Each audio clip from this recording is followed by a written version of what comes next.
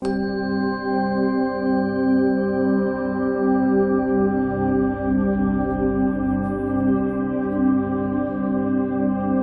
el principio era el Logos, la gran explosión, el primordial Om. La teoría de la gran explosión dice que el universo físico surgió vertiginosamente de un punto singular inimaginablemente denso y caliente, llamado una singularidad, 1000 millones de veces más pequeño que la cabeza de un alfiler. No dice el por qué ni el cómo. Cuanto más misterioso es algo, más asumimos que lo comprendemos.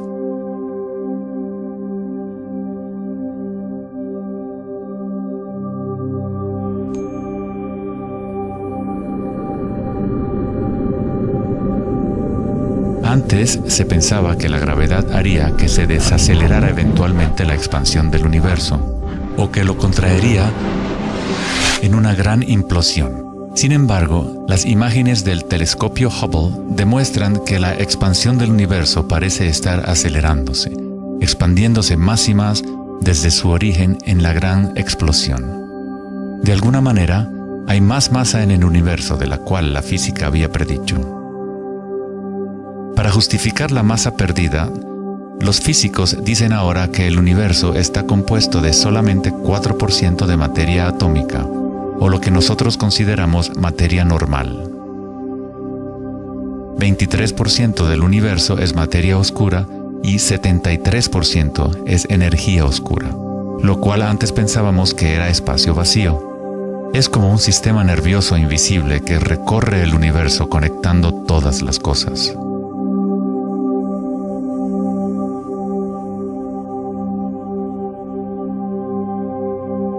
Los antiguos maestros védicos enseñaban Nada Brahma. El universo es vibración. El campo vibratorio es la raíz de toda experiencia espiritual e investigación científica verdaderas. En el mismo campo de energía que santos, budas, yogis, místicos, chamanes, sacerdotes y videntes han observado al observar en su interior.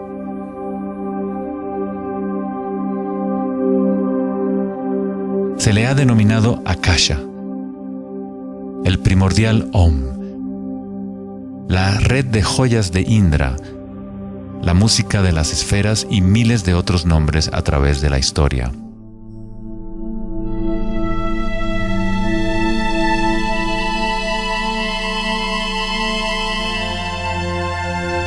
Es la raíz común de todas las religiones. Y el vínculo entre nuestros mundos interiores y exteriores.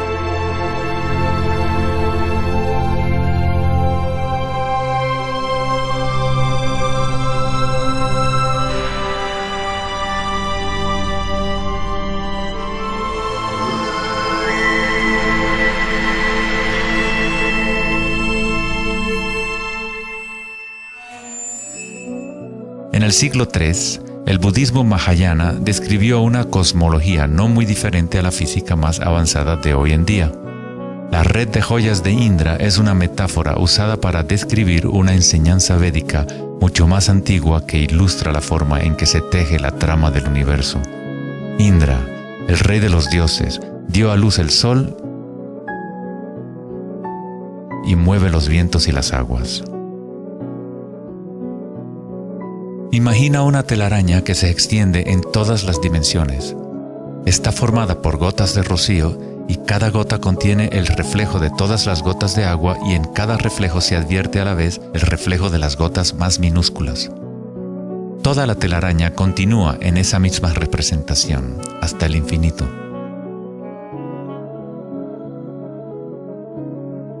La red de Indra podría ser descrita como un universo holográfico, donde hasta el más mínimo rayo de luz contiene el patrón completo de la totalidad.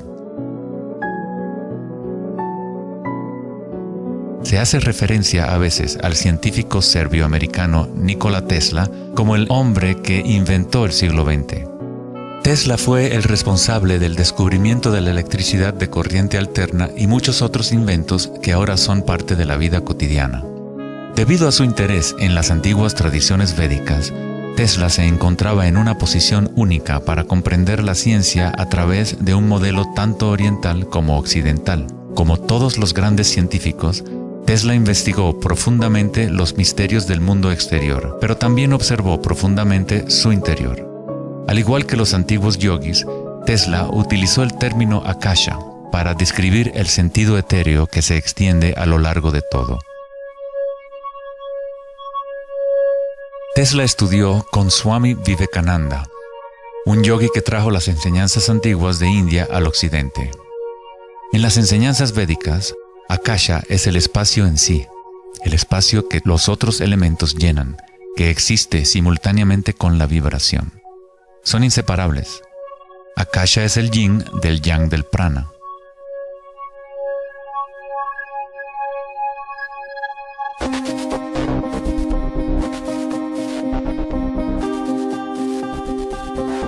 Un concepto moderno que nos puede ayudar a conceptualizar a Akasha, o la sustancia primaria, es la idea de los fractales. No fue sino hasta la década de los 80 que los avances en las computadoras nos permitieron visualizar y reproducir en realidad matemática los patrones de la naturaleza. El término fractal fue acuñado en 1980 por el matemático Benoit Mandelbrot, que estudió ciertas ecuaciones matemáticas simples de cuando se repiten, producen una serie interminable de cambios en las formas matemáticas o geométricas dentro de un marco limitado. Son limitadas, pero al mismo tiempo infinitas. Un fractal es una forma geométrica aproximada que se puede dividir en partes, cada una de las cuales es aproximadamente del tamaño de una copia reducida del patrón completo, una propiedad llamada autosemejanza. Los fractales de Mandelbrot han sido llamados las huellas digitales de Dios.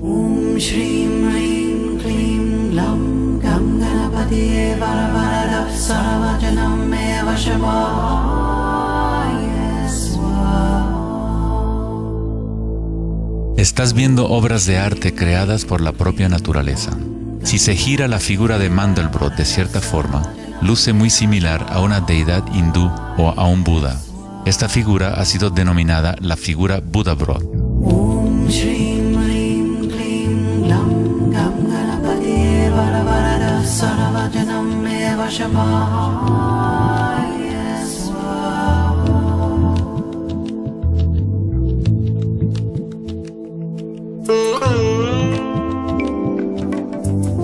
Si nos fijamos en algunas formas de arte y arquitectura antigua, veremos que los humanos hemos asociado la belleza y lo sagrado con patrones fractales desde hace ya mucho tiempo.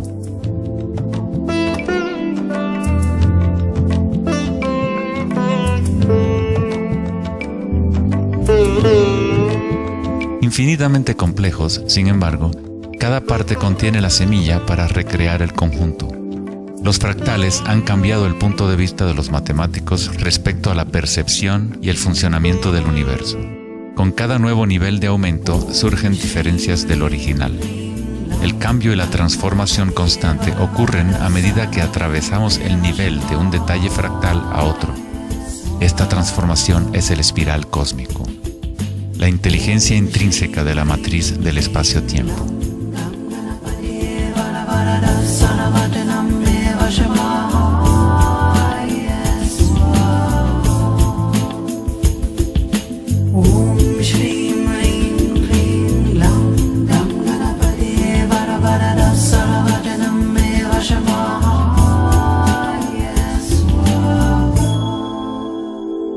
Los fractales son caóticos en su esencia, contienen ruido y orden. Cuando nuestras mentes reconocen o definen un patrón, nos enfocamos en él como si fuera una cosa. Tratamos de encontrar los patrones que consideramos bellos, pero a fin de sostenerlos en nuestras mentes, debemos apartar el resto del fractal.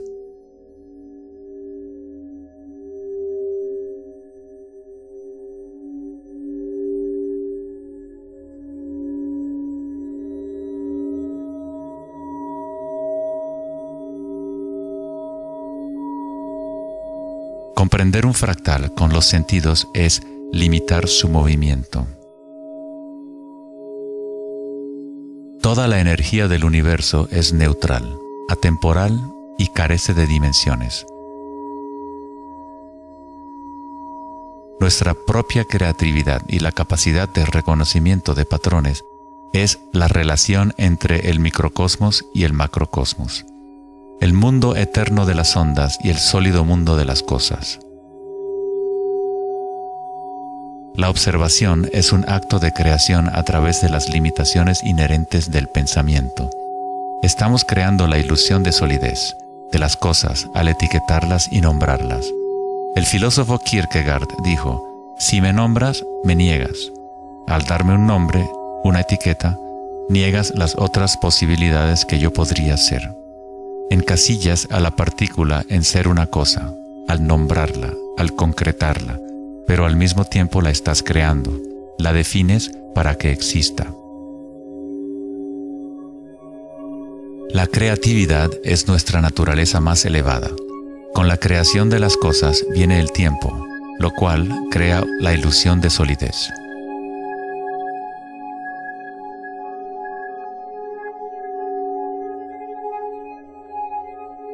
Einstein fue el primer científico en comprender que lo que nosotros consideramos espacio vacío no es la nada, posee propiedades y casi incalculables cantidades de energía son parte intrínseca de la naturaleza del espacio. El famoso físico Richard Feynman dijo en una ocasión: hay suficiente energía en un solo metro cúbico de espacio para hervir todos los océanos del mundo. Los meditadores avanzados saben que en el silencio se encuentra el mayor poder. Buda tenía otro término para la sustancia primaria. La llamaba kalapas. Las kalapas son como partículas u ondas minúsculas que están surgiendo y desapareciendo miles de millones de veces por segundo.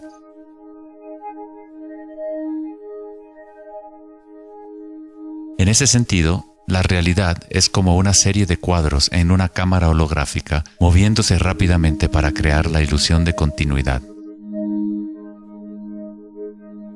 Cuando la conciencia se queda completamente inmóvil, se comprende la ilusión, pues es la conciencia misma la que genera la ilusión.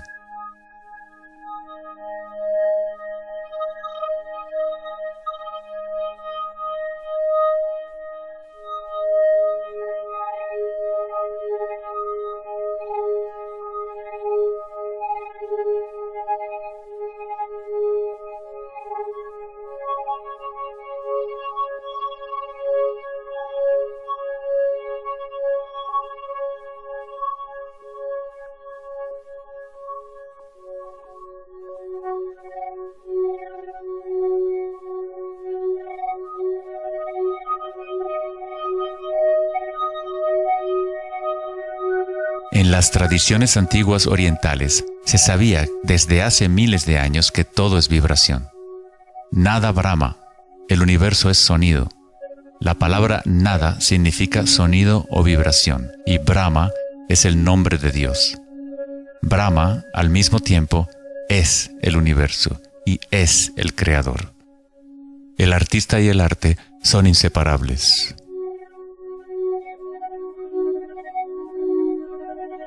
En los Upanishads, uno de los más antiguos registros de los seres humanos en la antigua India, se dice que Brahma, el creador, estaba sentado sobre una flor de loto, abrió los ojos y el mundo surgió. Brahma cierra sus ojos y un mundo entero cesa de existir. Algunos místicos, yogis y sabios han sostenido que hay un campo a nivel de la raíz de la conciencia, el campo akáshico o los registros akáshicos, donde toda la información, todas las experiencias pasadas, presentes y futuras existen ahora y siempre. Es este campo o matriz de la que surgen todas las cosas. Desde las partículas subatómicas, las galaxias, las estrellas, los planetas y toda la vida.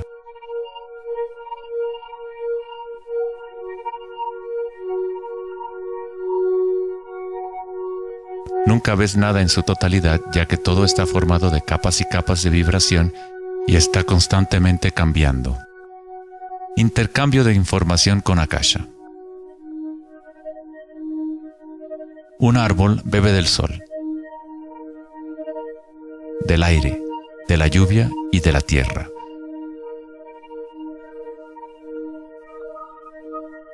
Un mundo de energía entra y sale de esta cosa llamada árbol. Cuando la mente pensante permanece en calma, observas la realidad tal como es. Todos los aspectos en conjunto, el árbol, el cielo y la tierra, la lluvia y las estrellas no están separadas. La vida y la muerte, el yo y el otro no están separados.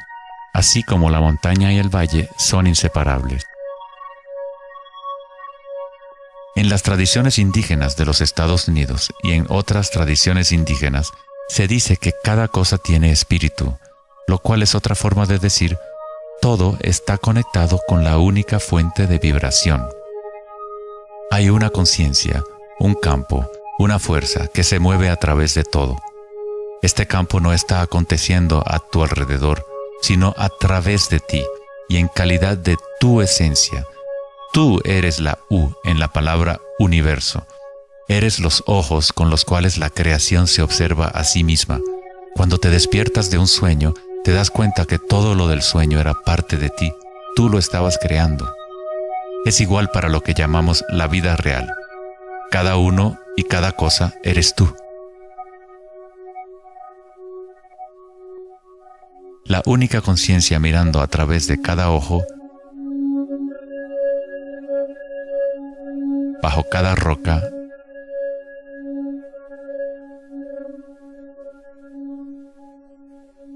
dentro de cada partícula.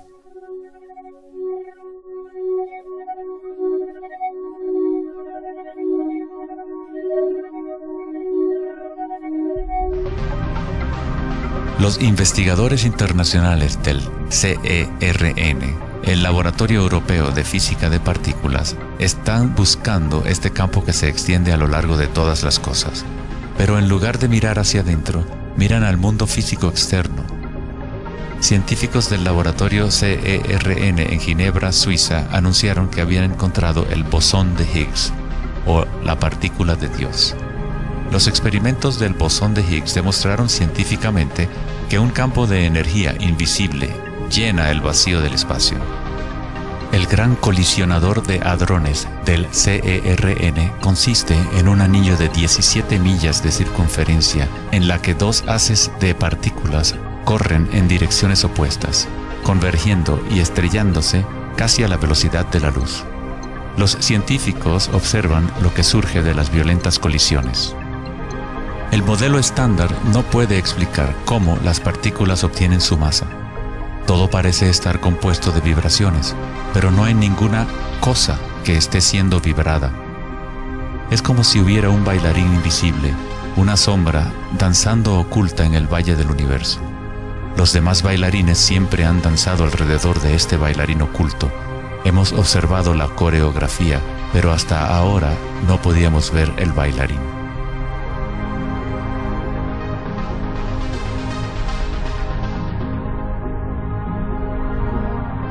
La denominada partícula de Dios, las propiedades de la materia básica del universo, el núcleo de toda la materia que constituiría la masa y la energía inexplicable que acciona la expansión del universo.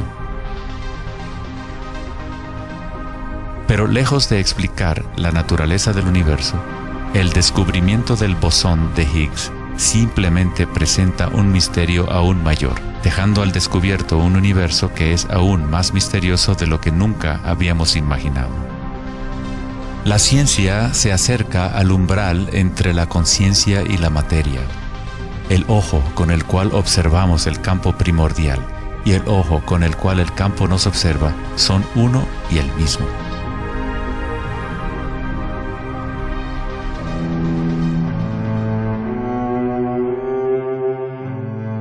El célebre escritor alemán Wolfgang von Goethe dijo: "La onda es el fenómeno primordial que dio origen al mundo". La cimática es el estudio del sonido visible. La palabra cimática proviene de la raíz griega kuma, que significa onda o vibración.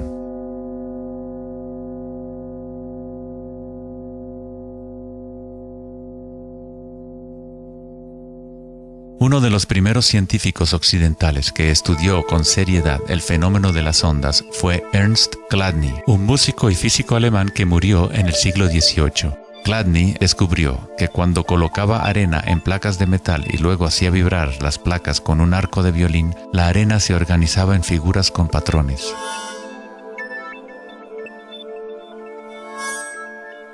Diferentes formas geométricas aparecían dependiendo de la vibración producida. Chladni registró un catálogo completo de estas formas que se conocen como las figuras de Chladni. Muchos de estos patrones se pueden encontrar en todo el mundo de la naturaleza. Es el caso de las marcas distintivas de la tortuga o los patrones de manchas del leopardo.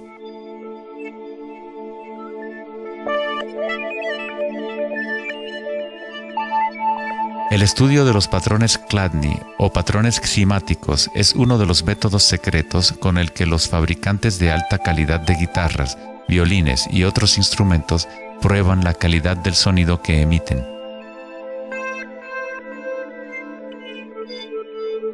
Hans Jenny expandió el trabajo de Chladni en los años 60 usando varios líquidos y amplificación electrónica para generar frecuencias de sonido, y así acuñó el término cimática. Si se envían ondas sinusoidales simples a través de un recipiente con agua, se pueden ver los patrones en el agua. Dependiendo de la frecuencia de la onda, aparecerán diferentes patrones de ondas. Cuanto más elevada sea la frecuencia, más complejo será el patrón. Estas formas son repetibles, no aleatorias. Cuanto más observas, más empiezas a ver cómo la vibración organiza la materia en formas complejas que comenzaron en simples ondas repetitivas. Esta vibración de agua tiene un patrón similar a un girasol.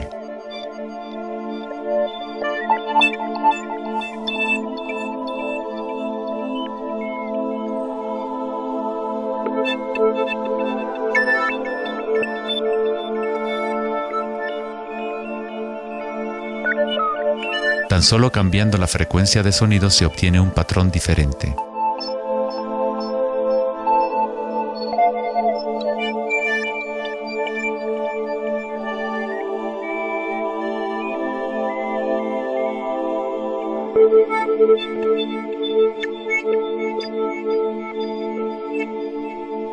El agua es una sustancia muy misteriosa, es altamente impresionable.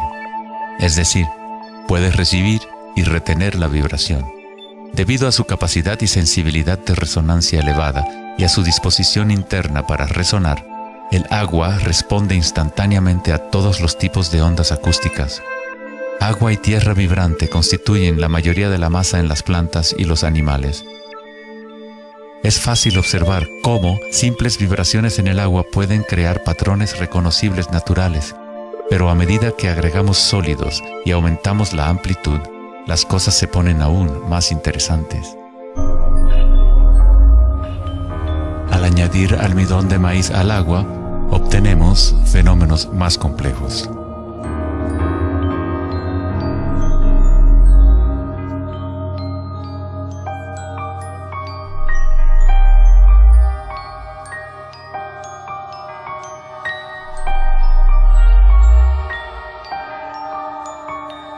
Tal vez, los principios de la vida en sí se pueden observar conforme las vibraciones mueven la burbuja de almidón de maíz en lo que parece ser un organismo en movimiento. El principio que anima el universo se describe en todas las grandes religiones usando las palabras que reflejan los conocimientos de ese momento en la historia.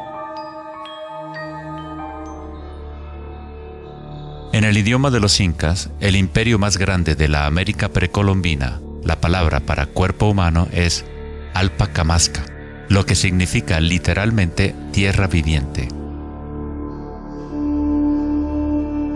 En la Cábala o misticismo judío hablan del nombre divino de Dios, el nombre impronunciable. No se puede pronunciar debido a que es una vibración que está en todas partes. Se trata de todas las palabras, toda la materia. todo es la palabra sagrada. El tetaedro es la forma más simple que puede existir en 3 dimensiones. Algo debe tener por lo menos 4 puntos para tener realidad física. La estructura del triángulo es el único patrón de la naturaleza que se autoequilibra. En el Antiguo Testamento, la palabra tetragrámaton se utilizaba a menudo para representar una cierta manifestación de Dios. Se usaba cuando se hablaba de la palabra de Dios o del nombre especial de Dios, logos o la palabra primordial. Las antiguas civilizaciones sabían que en la estructura de la raíz del universo estaba la figura tetraédrica. De esta forma, la naturaleza exhibe un impulso fundamental hacia el equilibrio, Shiva, pero a la vez exhibe un impulso fundamental hacia el cambio, Shakti.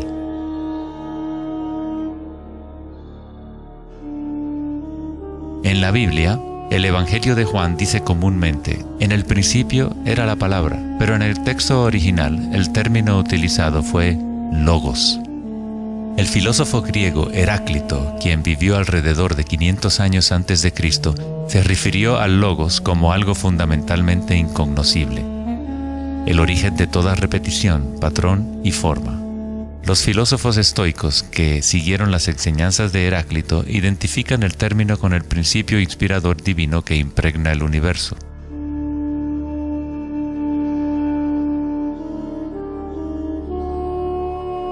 En el sufismo, el logos está en todas partes y en todas las cosas. Es aquello de lo cual lo inmanifiesto se manifiesta.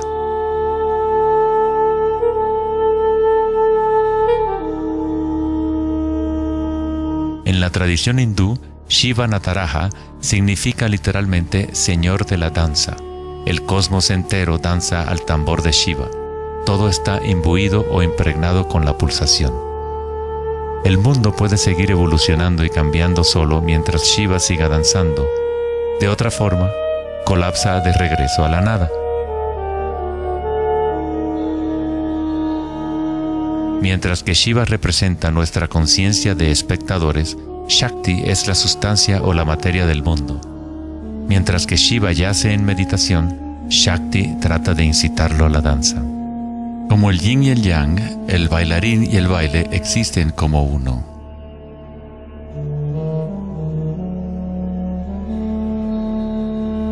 Logos también significa verdad inocultable. Aquel que conoce el logos, conoce la verdad. Existen muchas capas de encubrimiento en el mundo humano como consecuencia de los múltiples giros de Akasha hasta convertirse en estructuras complejas que ocultan la fuente de sí misma. Como un juego divino de las escondidas, nos hemos ocultado desde hace miles de años y eventualmente nos hemos olvidado por completo del juego. De alguna forma, nos olvidamos que había algo que encontrar.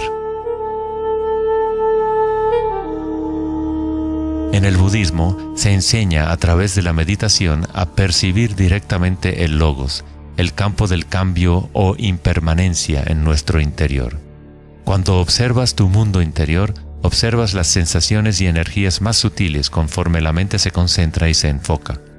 A través de la comprensión directa de anicca o impermanencia a nivel de la raíz de la sensación, uno se libera del apego a las formas externas transitorias.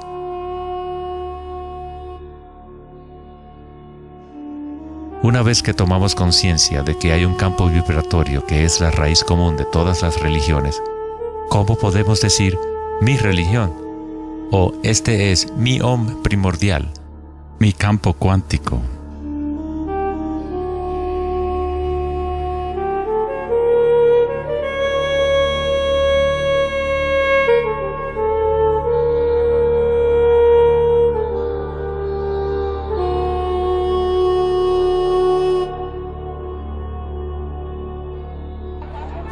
La verdadera crisis en nuestro mundo no es de carácter social, político o económico. Nuestra crisis es una crisis de conciencia, la incapacidad de experimentar directamente nuestra verdadera naturaleza. La incapacidad de reconocer esto en todo el mundo y en todas las cosas.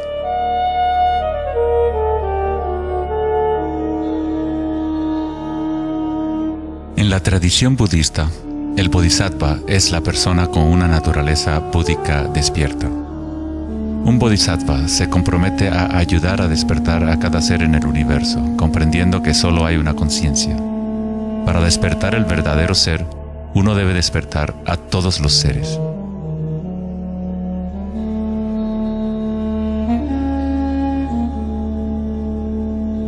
Existen innumerables seres conscientes en el universo a quienes me comprometo a ayudar a despertar.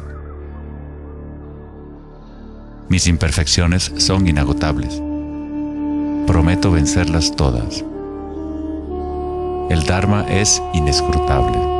Me comprometo a conocerlo. El camino a despertar es inalcanzable. Me comprometo a alcanzarlo.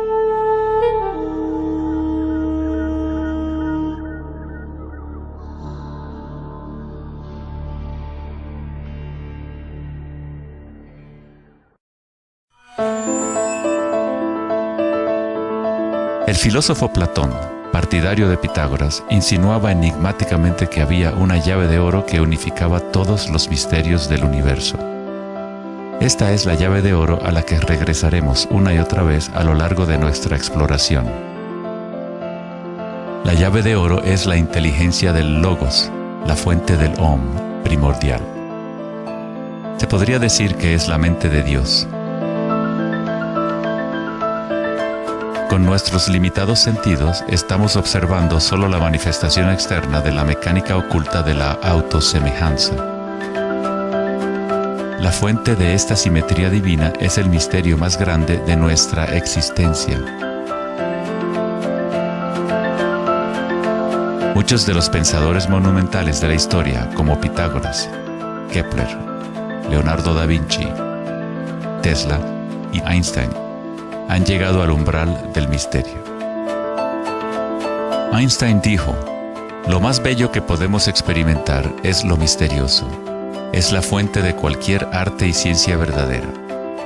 Aquel que no conoce esta emoción, que no hace pausa para maravillarse y quedarse absorto en admiración, es como si estuviera muerto. Sus ojos están cerrados". Estamos en la posición de un niño pequeño entrando a una gran biblioteca llena de libros en muchos idiomas diferentes. El niño sabe que alguien debe haber escrito esos libros. No sabe cómo. No entiende los idiomas en que están escritos. El niño sospecha ligeramente que hay un orden misterioso en la disposición de los libros, pero no sabe cuál es. A mí me parece que esa es la actitud, inclusive del ser humano más inteligente, hacia Dios. Vemos un universo maravillosamente ordenado que obedece ciertas leyes. Nuestras mentes limitadas no pueden comprender la misteriosa fuerza que mueve las constelaciones. Todo científico que observa detenidamente el universo y todo místico que observa profundamente su interior, se encuentra tarde o temprano, cara a cara, con la misma cosa: la espiral primordial.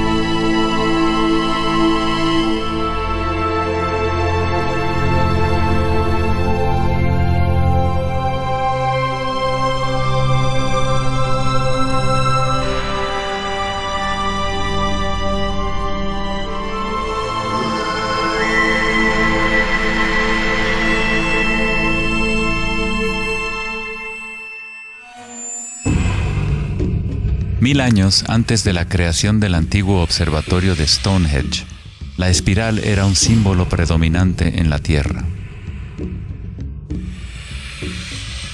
Las espirales antiguas se pueden encontrar por todas partes del mundo.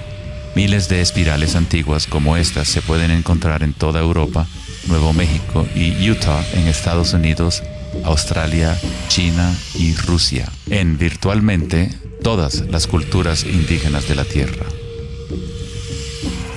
Las espirales antiguas simbolizan el crecimiento, la expansión y la energía cósmica encarnada en el Sol y en el cielo. La forma espiral refleja el macrocosmos del universo mismo revelándose. En las tradiciones indígenas, la espiral es la fuente energética, la madre primordial. Las espirales neolíticas de Newgrange, Irlanda, se remontan a 5000 años.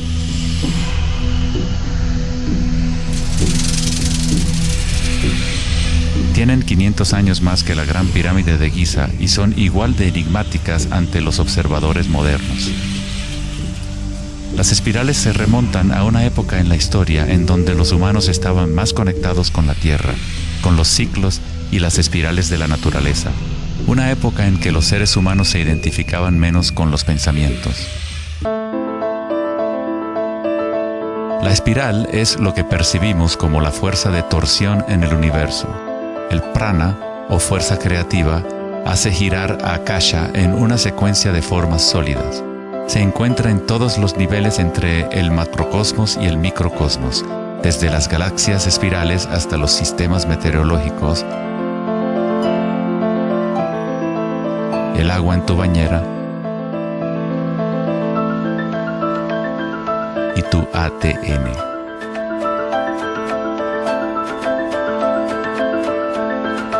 En la experiencia directa de tu propia energía, la espiral primordial no es una idea, sino más bien lo que hace posible toda condición e idea.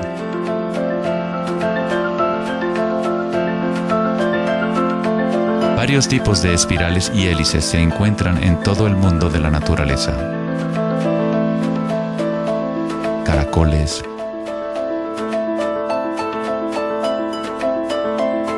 corales marinos,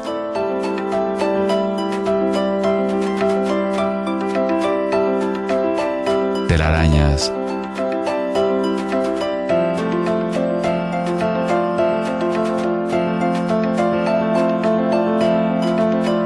fósiles.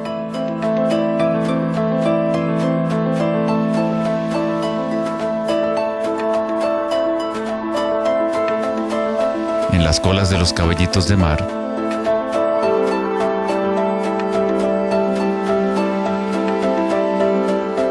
y en las conchas. Muchas espirales en la naturaleza se pueden observar como espirales logarítmicas o espirales en crecimiento. A medida que avanzas desde el centro de la espiral, las secciones son exponencialmente más grandes.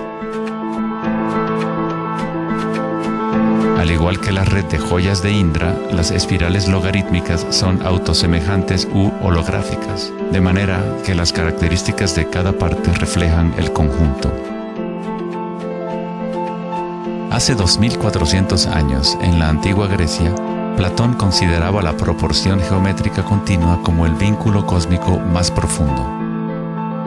La sección áurea, o número áureo, o proporción divina, era el secreto más grande de la naturaleza.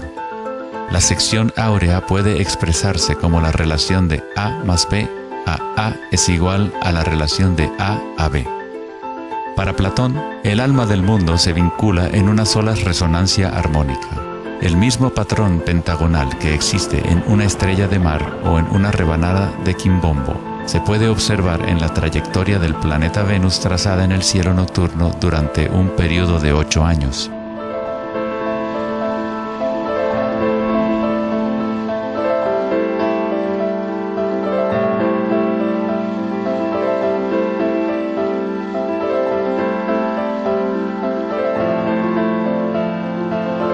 Se observa en el mundo inteligible de las formas en el cielo y en el mundo visible de los objetos materiales en la Tierra, a través de este principio de la autosemejanza geométrica.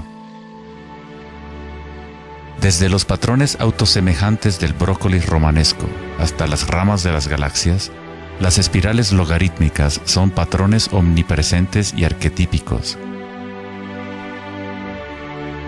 Nuestra galaxia de la Vía Láctea tiene varias ramas espirales logarítmicas con una pendiente de unos 12 grados. Cuanto mayor la pendiente de la espiral, más compactos son los giros. Al observar una planta que crece a intervalos de tiempo en un video, uno es testigo de su danza con la espiral de la vida.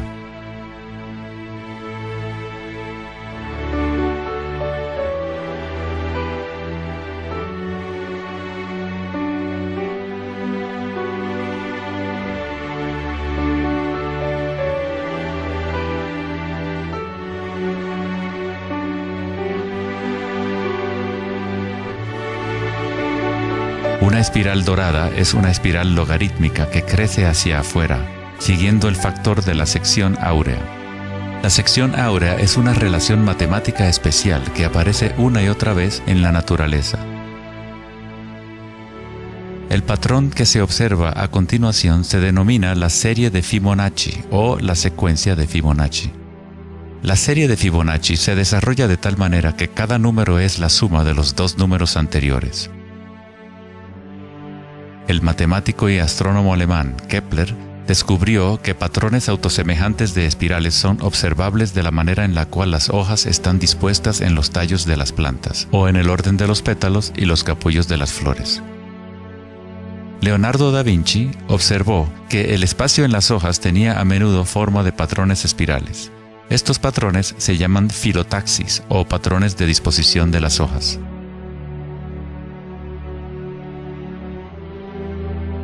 La disposición filotaxis se puede observar en los nucleótidos independientes del ADN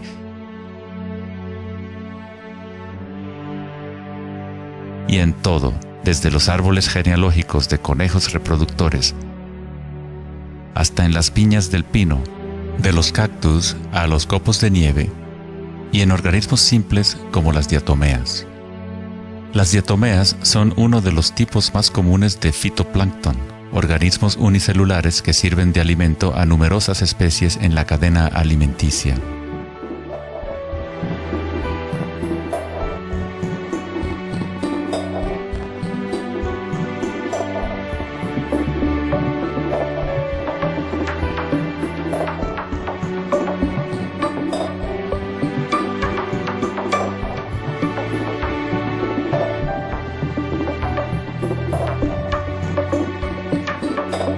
¿Cuánta matemática debes saber para ser un girasol o una abeja?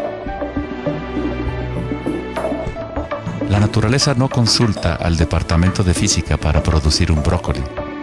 La estructura en la naturaleza ocurre automáticamente. Los científicos en el campo de la nanotecnología utilizan el término autoensamblaje para describir la forma en la cual se forman los complejos como en la fase inicial de la formación hexagonal de ADN. En la ingeniería de la nanotecnología, los nanotubos de carbono se componen de una disposición similar de materiales. La naturaleza hace este tipo de geometría una y otra vez sin esfuerzo, automáticamente, sin una calculadora. La naturaleza es precisa y extremadamente eficiente. Según el famoso arquitecto y autor Buckminster Fuller, estos patrones son una función del espacio-tiempo. El ADN y el panal de abejas tienen esa forma por la misma razón que una burbuja es redonda. Es la forma más eficiente que requiere la menor cantidad de energía. El espacio en sí tiene una forma y permite solo ciertas configuraciones de la materia, siempre volviendo a lo más eficiente. Estos patrones son la forma más fuerte y eficiente de construir estructuras arquitectónicas como las cúpulas geodésicas.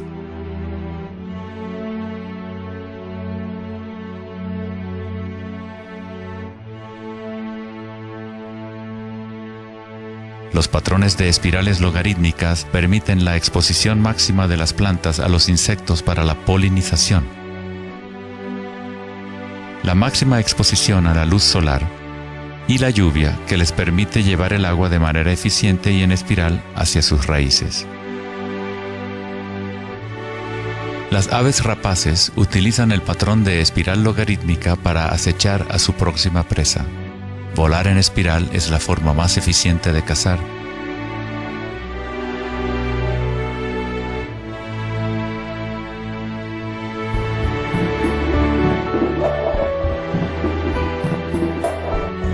Nuestra capacidad de observar el akasha danzando la espiral de la vida hacia una forma material se relaciona con la habilidad de percibir la belleza y la simetría en la naturaleza. El poeta William Blake dijo: "El universo vegetativo se abre como una flor desde el centro de la tierra en donde mora la eternidad. Se expande desde las estrellas hasta el caparazón mundano y ahí se encuentra con la eternidad de nuevo, tanto desde dentro como desde fuera".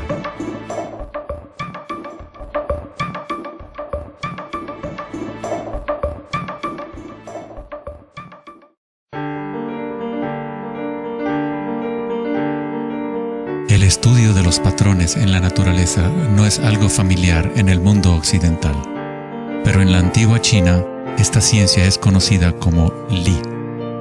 El Li refleja el orden dinámico y el patrón en la naturaleza. Pero no es considerado algo estático, congelado o inmutable como un mosaico. Es un patrón dinámico que se materializa en todos los seres vivos.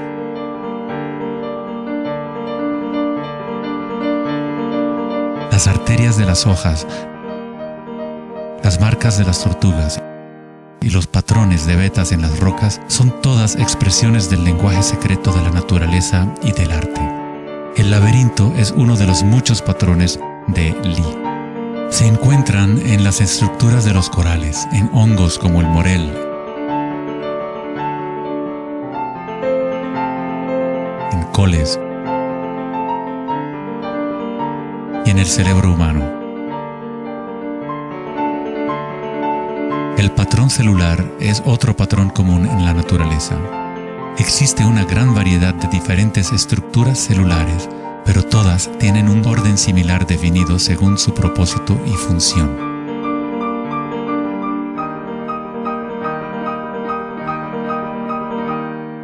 Es fácil quedarse fascinado ante el juego constante de formas, pero lo más interesante es que ciertas formas arquetípicas parecen estar entretejidas en la trama de la naturaleza. El patrón de ramificación es otro patrón Li, o modelo arquetípico observable en todos los niveles y en todas las escalas fractales.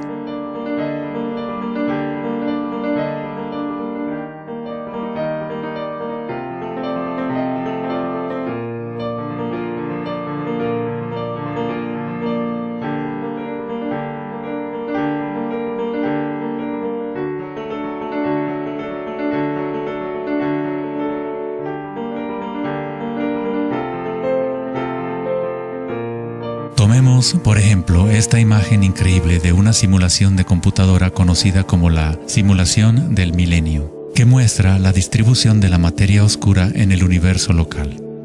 Fue creada por Max Planck Society en Alemania.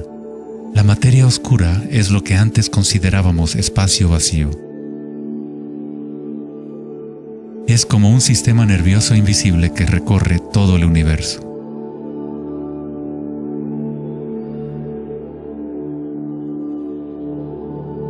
El universo es literalmente como un cerebro gigante. Está constantemente utilizando un tipo de energía oscura u oculta que solo hasta ahora la ciencia empieza a entender. A través de esta red inmensa, la insondable energía se mueve proporcionando el impulso para la expansión y el crecimiento del universo.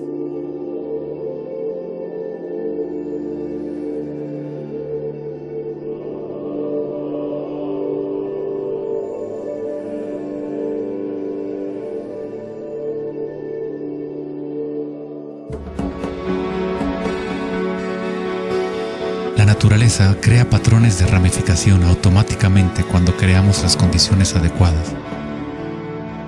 La naturaleza es una máquina generadora de arte o un motor creador de belleza. Aquí, la electricidad se utiliza para hacer crecer las ramas de cristal plata. El metraje es en intervalos de tiempo a medida que crecen durante varias horas. Los cristales se forman sobre el cátodo de aluminio cuando los iones se depositan por electrólisis a partir de una solución de nitrato de plata. La formación es autoorganizadora.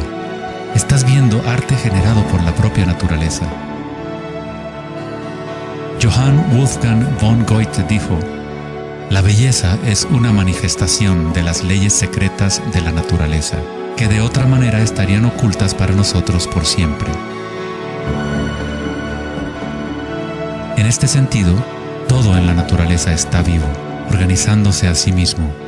Cuando se usa alto voltaje en la ramificación fractal, esto se vuelve todavía más obvio. Está sucediendo en tiempo real.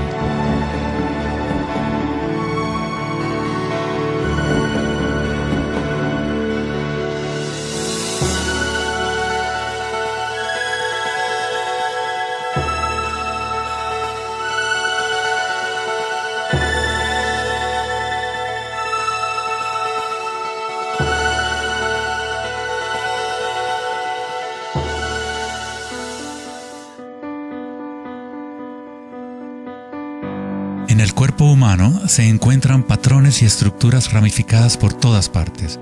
Son, por supuesto, el sistema nervioso de la medicina occidental. Pero en la medicina china, ayurvédica y tibetana, los meridianos de energía son un componente esencial para entender cómo funciona el cuerpo. Los nadis o meridianos de energía forman estructuras ramificadas.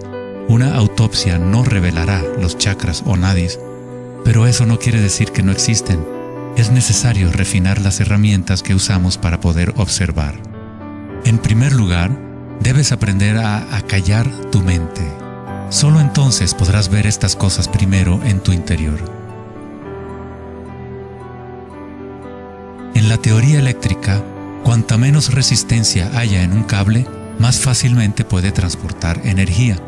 Al cultivar la ecuanimidad a través de la meditación, se crea un estado de no resistencia en tu cuerpo.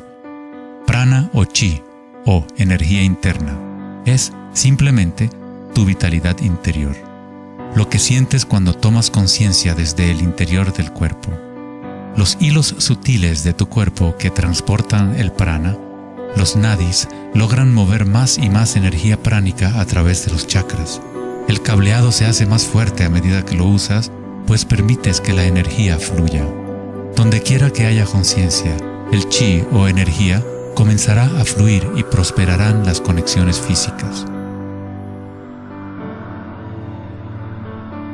En el sistema nervioso y el cerebro, los patrones físicos de cableado se establecen por repetición. Si prestas atención continuamente a lo que está en tu interior y reduces la resistencia a las sensaciones que están experimentando, incrementas tu capacidad energética.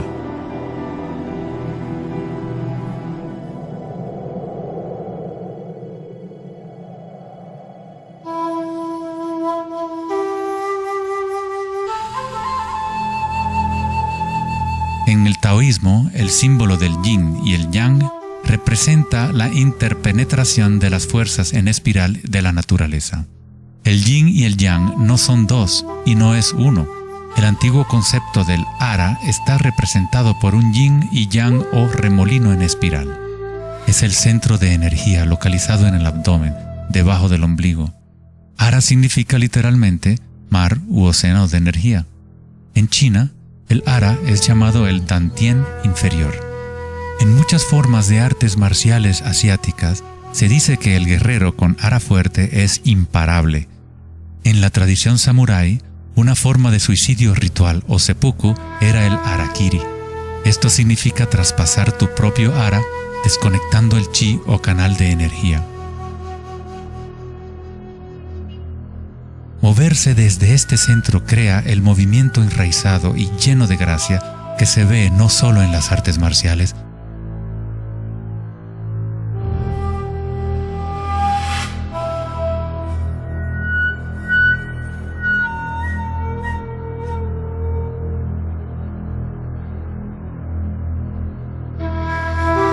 sino en grandes golfistas,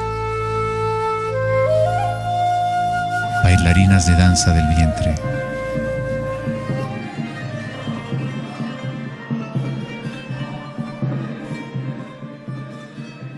y derviches giradores sufíes. La esencia del ara es la cultura de la conciencia disciplinada, enfocada en un solo punto, la quietud del ojo del huracán.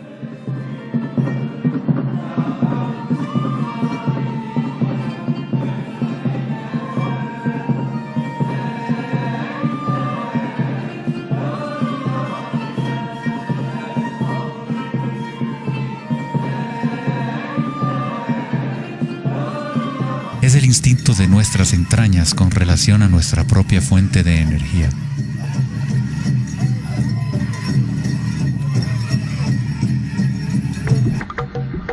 Una persona con buena ara está conectada con la tierra y con la sabiduría intuitiva que conecta a todos los seres.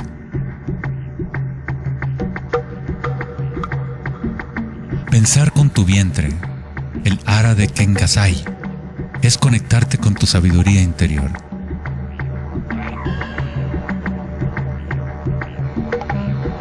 Los antiguos aborígenes australianos se concentraban en la misma zona justo debajo del ombligo. donde el cordón de la gran serpiente arcoíris yacía enroscada. Una vez más, una representación de energía evolutiva en la humanidad. No es casualidad que es en el Ara donde comienza la nueva vida.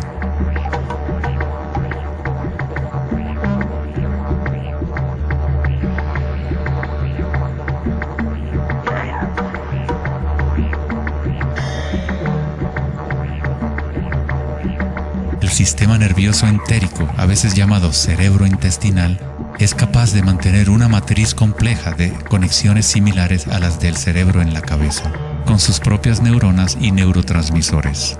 Puede actuar de forma autónoma, es decir, con su propia inteligencia. Se podría decir que el cerebro intestinal es una versión fractal del cerebro de la cabeza, o tal vez el cerebro de la cabeza es una versión fractal del cerebro intestinal. Un oso sano tiene un ara fuerte. Cuando un oso sabe dónde hurgar para encontrar hierbas, sigue el movimiento del chi a través de sus sentidos, centrando en el ara o vientre. Esta es la conexión del oso con la cabaña de los sueños, el lugar en las tradiciones indígenas de donde proviene todo el conocimiento y regresa hacia la espiral de la vida. Pero, ¿cómo conocían los antiguos pueblos la espiral si la ciencia moderna está apenas empezando ahora a reconocer su importancia? Pregúntale a las abejas. Ellas no se han olvidado de amar. Las abejas tienen una conexión especial con la fuente como parte de un sistema simbiótico que ayuda a la belleza y a la diversidad a florecer. Son un puente entre el macrocosmos y el microcosmos. Hay un corazón que nos conecta a todos, como una mente colectiva, por llamarla así. Al igual que un cerebro abierto, la colmena envía sus sueños al mundo para manifestarse.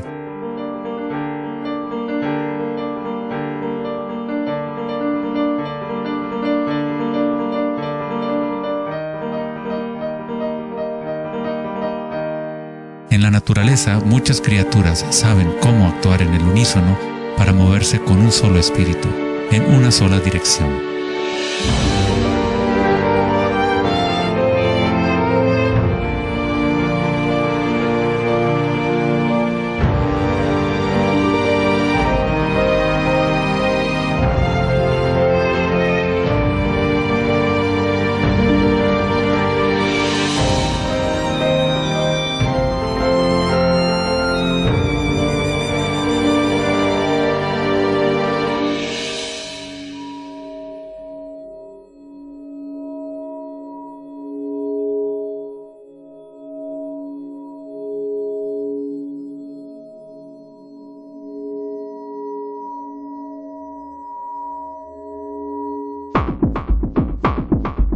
Pero no todos se benefician de las otras especies a su alrededor.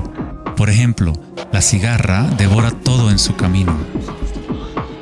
Una cigarra no tiene ninguna otra opción que actuar como cigarra. Nunca va a producir miel ni a polinizar plantas como una abeja.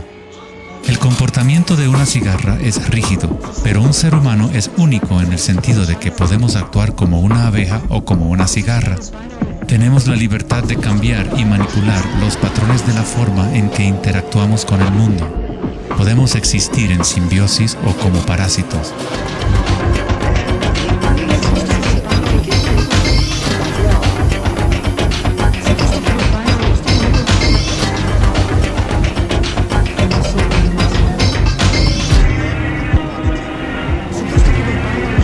Hoy en día, los seres humanos tratan de entender la espiral con la mente racional, pero nunca ha sido el pensamiento el que nos conecta con la espiral de la vida.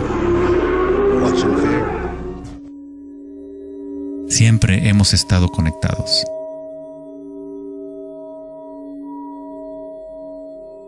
El pensamiento ha sido lo que nos ha mantenido en la ilusión de la separación dentro de nuestras propias identidades. El pensamiento es la creación de la separación, la experiencia de limitación. Cuanto más nos alineamos con el pensamiento, más nos alejamos de la fuente. Las culturas antiguas menos orientadas al pensamiento se alineaban con la espiral de una manera más directa y personal de lo que nosotros hacemos hoy en día. En la antigua India, el Kundalini es una representación de la propia energía interior que se mueve a lo largo de la columna vertebral en un patrón en forma de serpiente o hélice. En las antiguas tradiciones yogis de la India, los mundos interiores de las personas de la época se comparaban con las culturas que se centraban en el Ara. Equilibrar el poder de la espiral con la quietud propia de la observación de tu conciencia es alinearte con tu pleno potencial evolutivo, para florecer como el ser original y multifacético que fuiste concebido. Ida, el femenino o canal lunar, está conectado al cerebro derecho y Pingala, el canal masculino o solar, está conectado al cerebro izquierdo. Cuando estos dos canales están en equilibrio, la energía fluye hasta un tercer canal, Sushumna, en el centro de la columna vertebral, energizando los chakras y desbloqueando nuestro pleno potencial evolutivo. La palabra chakra es una antigua palabra sánscrita que significa rueda de energía. El Kundalini es nada menos que la espiral primordial que, como una danza, hace emerger tu vida humana a la existencia. Es un orden diferente de energía al que normalmente conocemos, como un puente de materia bruta para las energías más sutiles. Tú eres ese puente. El Kundalini no es una energía que pueda ser forzada a través de la voluntad, el esfuerzo ni la fricción. Es similar a cultivar una flor. Todo lo que podemos hacer como buenos jardineros es preparar la tierra y las condiciones adecuadas y luego dejar que la naturaleza siga su curso. Si obligas a una flor a florecer prematuramente, la destruyes. La flor crece con su propia inteligencia, con su propia guía de organización. La mentalidad egoica que se obsesiona con el mundo exterior es lo que te impide experimentar tu verdadera naturaleza vibratoria. Cuando la conciencia se vuelca hacia el interior, se asemeja a los rayos del sol y comienza a florecer el loto interior. Conforme el Kundalini despierta en nuestro interior, comenzamos a notar el distintivo de la espiral en todas las cosas. En todos los patrones internos y externos, esta espiral es el vínculo entre nuestros mundos interiores y exteriores.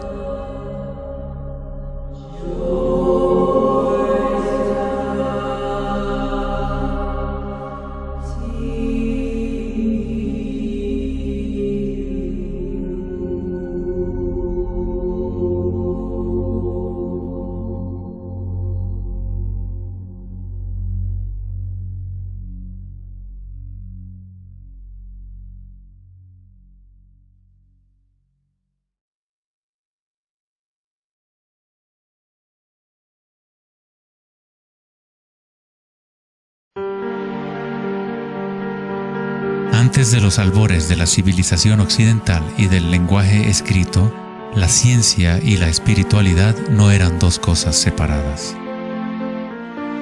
En las enseñanzas de las grandes tradiciones antiguas, la búsqueda externa de conocimiento y certeza era compensada por un sentimiento interior de impermanencia y comprensión intuitiva de la espiral del cambio.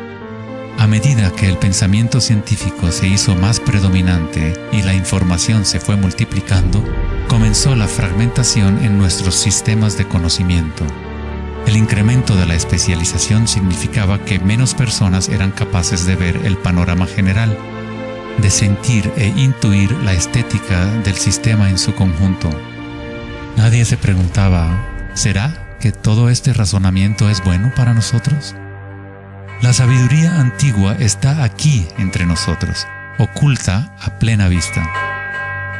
Pero estamos demasiado preocupados con nuestros pensamientos como para reconocerla. Esta sabiduría olvidada es la manera de restablecer el equilibrio entre lo interno y lo externo, el yin y el yang, entre la espiral del cambio y la quietud de nuestro centro.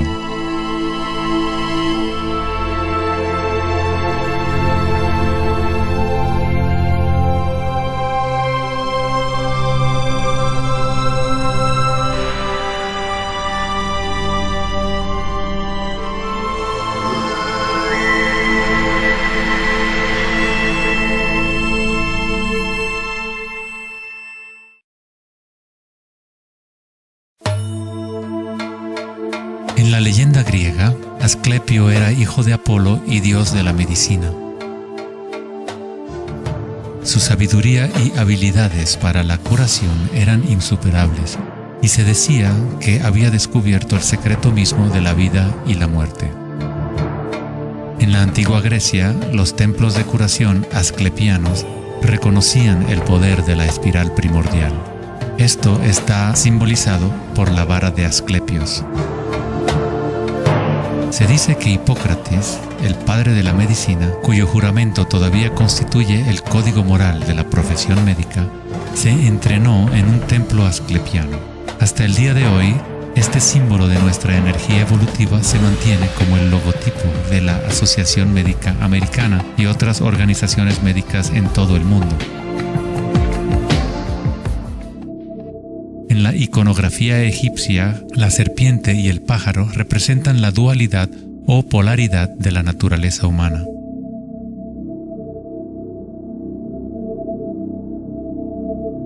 La serpiente en dirección descendiente es la espiral manifestada y la energía evolutiva del mundo.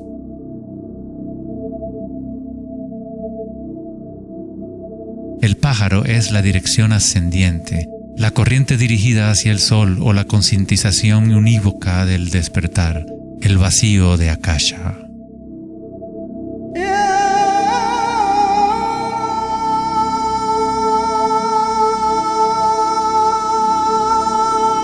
Faraones y dioses son representados con su energía despierta, en donde la serpiente Kundalini asciende por la columna vertebral y traspasa el chakra ajna entre los ojos. Esto se denomina el ojo de Horus. En la tradición hindú, el bindi también representa el tercer ojo, la conexión divina con el espíritu.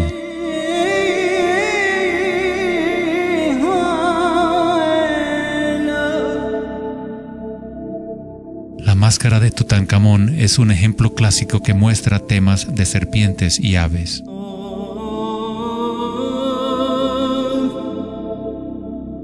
Las tradiciones mayas y aztecas combinan a la serpiente y al pájaro en un solo dios, Quetzalcóatl o Kukulcán. El dios de la serpiente alada representa la conciencia evolutiva despierta o el Kundalini despierto. La persona que despierta a Quetzalcóatl en su interior es una manifestación viviente de lo divino. Se dice que Quetzalcóatl o la energía de la serpiente regresará al final de los tiempos.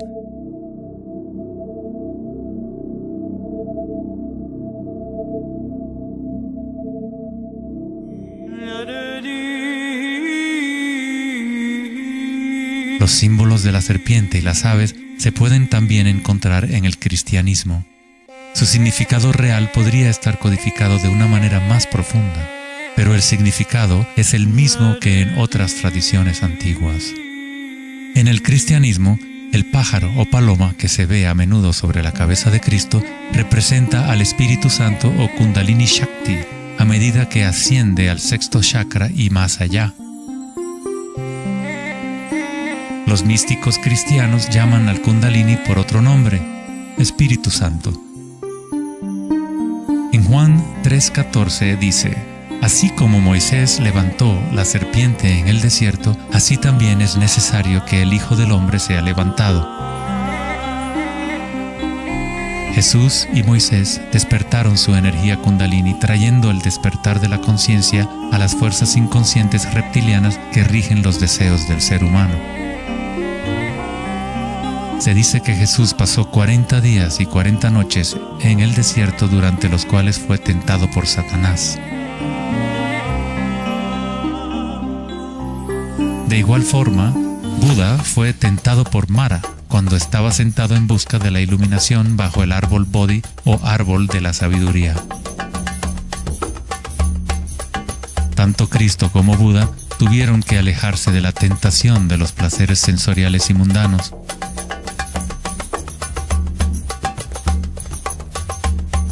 En ambas historias, el demonio es la personificación de los propios apegos.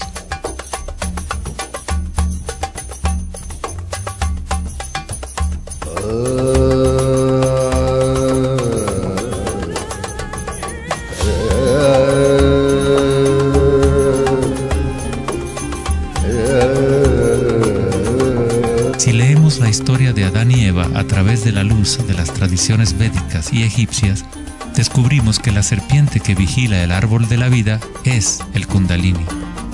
La manzana representa el encanto y la tentación del mundo sensorial externo.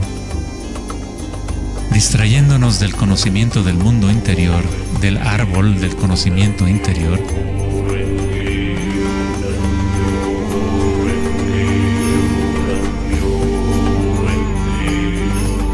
el árbol es simplemente la red de nadis o meridianos de energía dentro de nosotros mismos, que forma literalmente estructuras ramificadas por todo el cuerpo. En nuestra búsqueda egoica de gratificación externa, nos hemos separado del conocimiento del mundo interior, de nuestra conexión a Akasha y a la fuente de la sabiduría.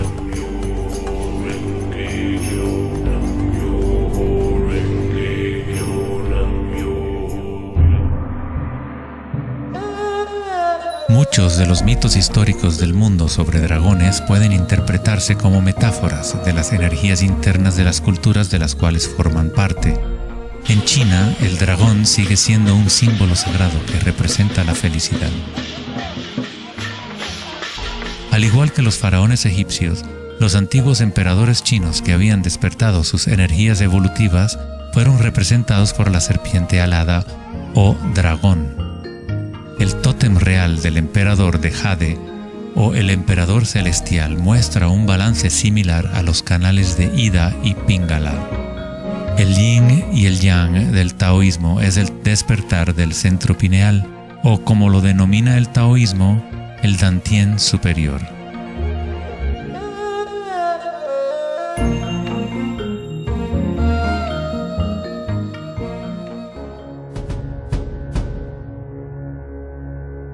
La naturaleza está llena de distintas formas de detectar y asimilar la luz.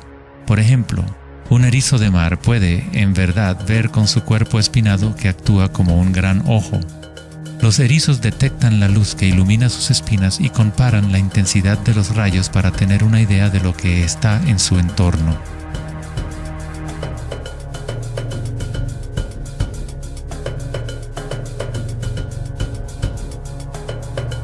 Las iguanas verdes y otros reptiles tienen un ojo parietal o glándula pineal en la parte superior de la cabeza que utilizan para detectar depredadores desde arriba.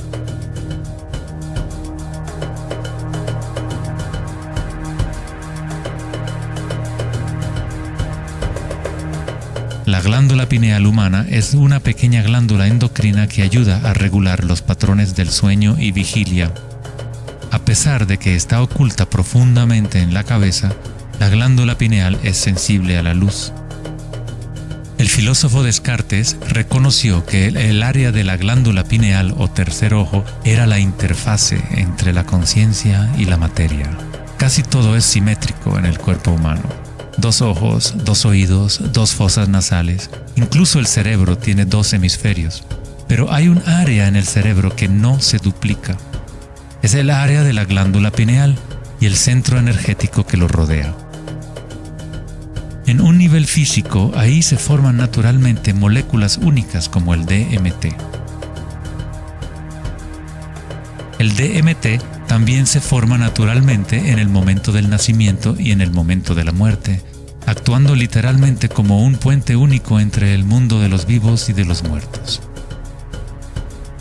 El DMT se produce de forma natural en los estados de meditación profunda o samadhi o a través de medios enteógenos. Por ejemplo, la ayahuasca es usada en tradiciones chamánicas de América del Sur para eliminar el velo entre los mundos internos y externos. La palabra pineal en sí tiene la misma raíz que la piña del pino, pues la glándula pineal representa un patrón espiral de filotaxis similar. Este modelo, que también conocido como flor del patrón de vida, es común en obras de arte antiguas que representan seres iluminados o despiertos. Cuando la imagen de la piña del pino se observa en formas de artes sacras, representa el despertar del tercer ojo, la conciencia unívoca que dirige el flujo de energía evolutiva. La piña del pino representa el florecimiento de los chakras superiores que se activan mientras Sushumna se eleva hasta el chakra Ajna y más allá. En la mitología griega, los seguidores de Dionisio llevaban una panícula o báculo gigante, envuelto en hojas enredadera en espiral y una piña de pino en el extremo superior. Una vez más, representa la energía de Dionisio o Kundalini Shakti, mientras asciende por la columna vertebral al cuerpo pineal del sexto chakra. En el corazón del Vaticano, tal vez esperarías ver una gigantesca escultura de Jesús o María, y en su lugar hay una estructura de piña de pino gigante, lo que indica que en la historia cristiana pudo haber habido conocimiento de los chakras y el Kundalini, pero por alguna razón se mantuvo oculto de las masas. La explicación oficial de la Iglesia es que la piña del pino es un símbolo de regeneración y representa la nueva vida en Cristo.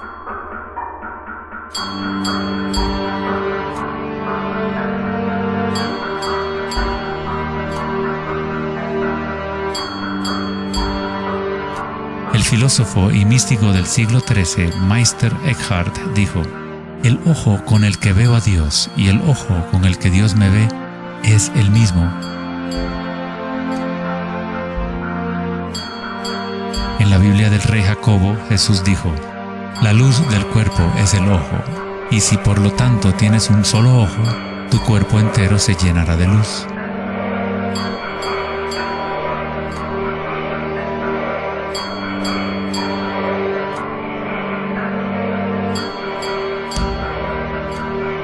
Buda dijo: "El cuerpo es el ojo". En estado de Samadhi, uno es a la vez el observador y el observado. Somos el universo consciente de sí mismo.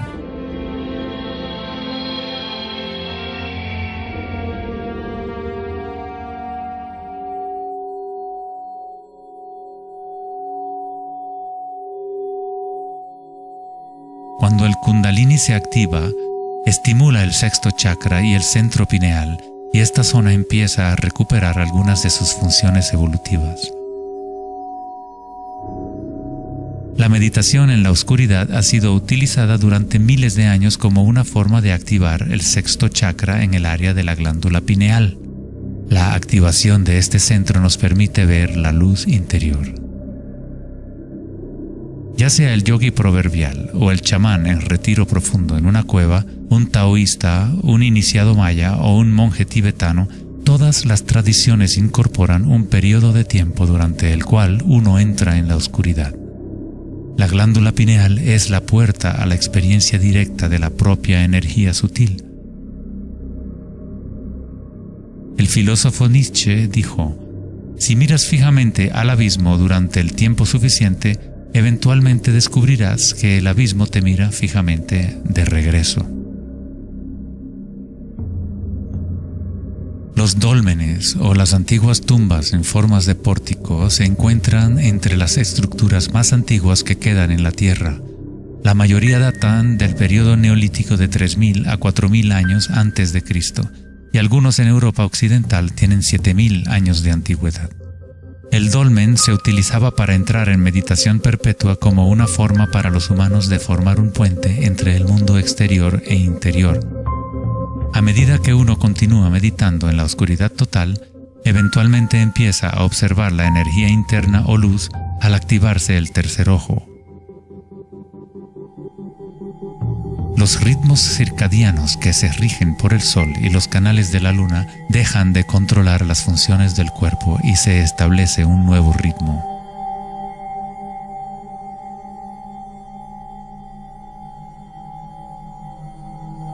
El séptimo chakra ha sido representado por el símbolo Om desde hace miles de años, un símbolo construido por signos sánscritos que representan los elementos. Cuando el Kundalini se eleva más allá del sexto chakra, se empieza a crear un halo de energía. Los halos aparecen constantemente en las pinturas religiosas de diferentes tradiciones en todas partes del mundo.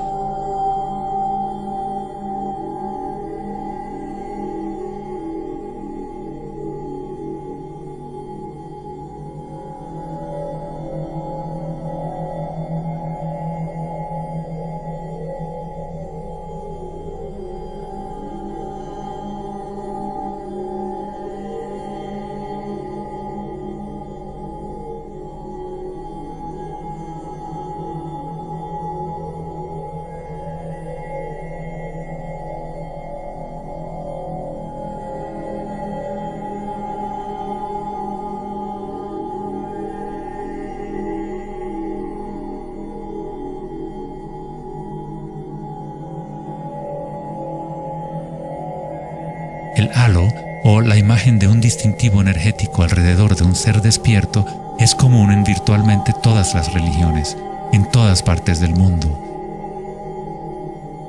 El proceso evolutivo de despertar los chakras no es propiedad de un grupo o de una religión, es el derecho inalienable de todo ser humano en el planeta.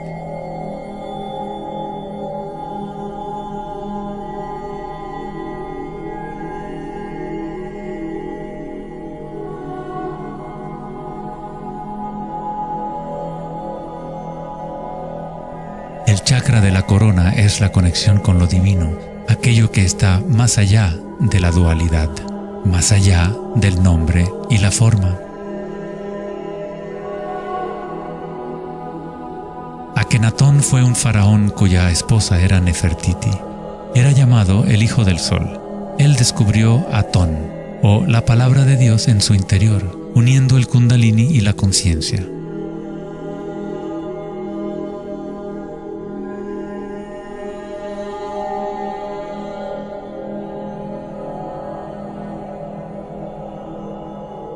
En la iconografía egipcia, una vez más, la conciencia despierta está representada por el disco solar que vemos sobre las cabezas de dioses o seres despiertos.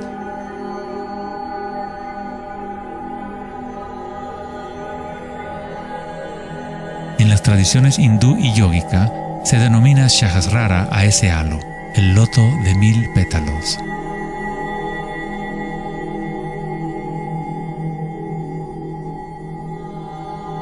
El Buda está asociado con el símbolo de la flor de loto.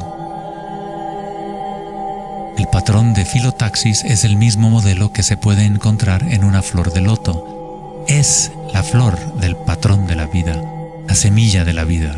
Es el patrón fundamental en el cual todas las formas encajan. Es la forma absoluta del espacio mismo o una cualidad inherente a Akasha.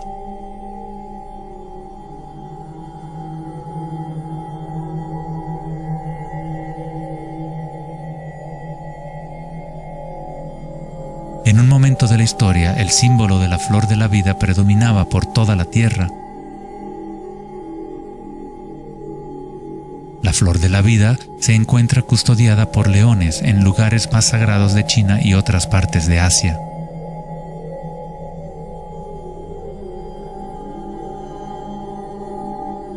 Los 64 hexagramas del I Ching a menudo rodean el símbolo yin-yang, que es otra forma de representación de la flor de la vida. En el interior de la flor de la vida está la base geométrica de todos los sólidos platónicos, de esencialmente cualquier forma que pueda existir. La antigua flor de la vida empieza con la geometría de la estrella de David, o triángulos con sus caras hacia arriba y hacia abajo. En tridimensional serían estructuras tetaédricas. Este símbolo es un yantra, una especie de programa que existe en el universo, la máquina que genera nuestro mundo fractal.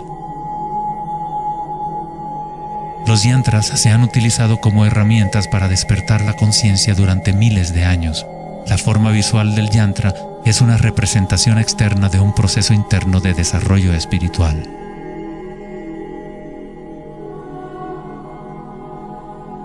Es la música oculta del universo hecha visible, compuesto por la intersección de formas geométricas y patrones de interferencia.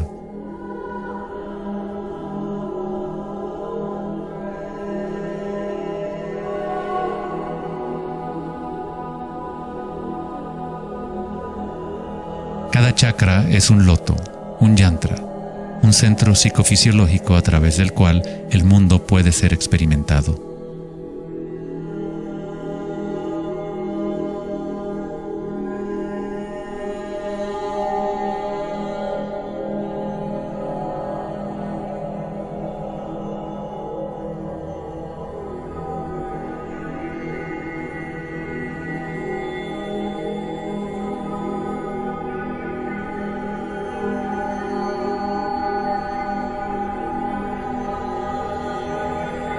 Un yantra tradicional, tal como se puede encontrar en la tradición tibetana, posee valiosas capas de significado, a veces incorporando una cosmología y visión del mundo por completo.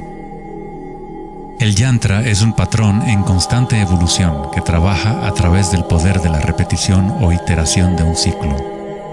El poder del yantra está casi perdido en el mundo de hoy, ya que buscamos significado solo en la forma externa y no lo conectamos a nuestras energías internas a través de la intención.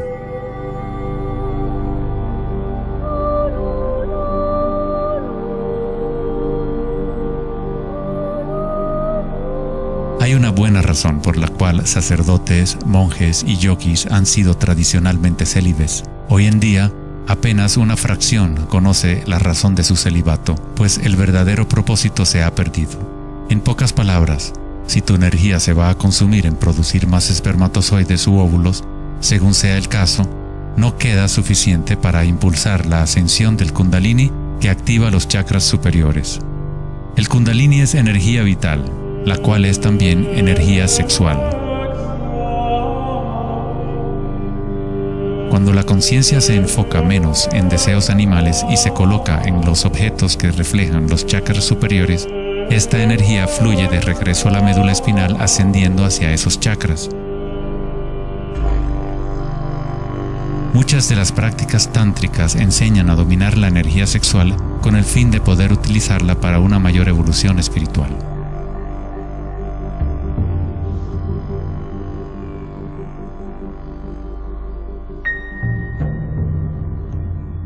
Tu estado de conciencia crea las condiciones adecuadas para que tu energía pueda crecer.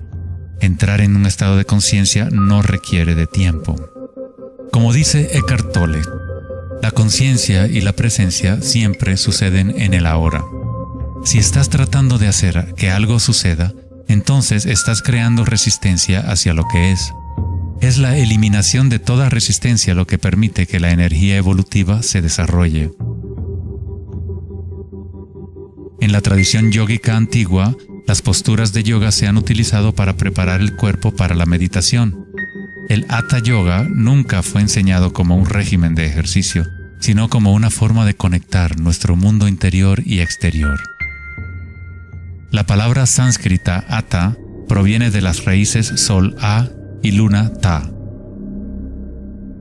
En el Yoga Sutra original de Pantajali, el propósito de las 8 ramas del yoga es igual al noble sendero de 8 facetas del Buda, para la liberación del sufrimiento. Cuando las polaridades del mundo dual están en equilibrio, surge un tercer elemento. Nos encontramos con la misteriosa llave dorada que abre las fuerzas evolutivas de la naturaleza. Esta síntesis de los canales del Sol y la Luna es nuestra energía evolutiva.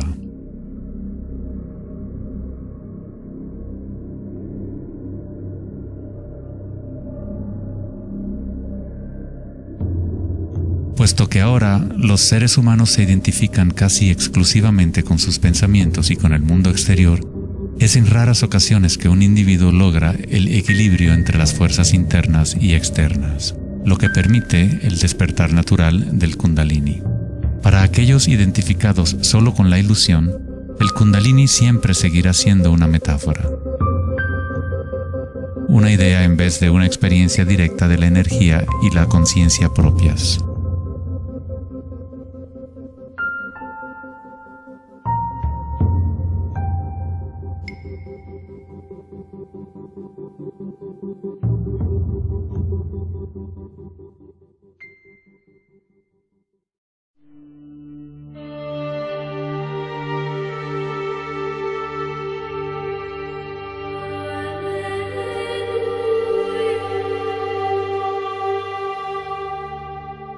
La vida, la libertad y la búsqueda de la felicidad.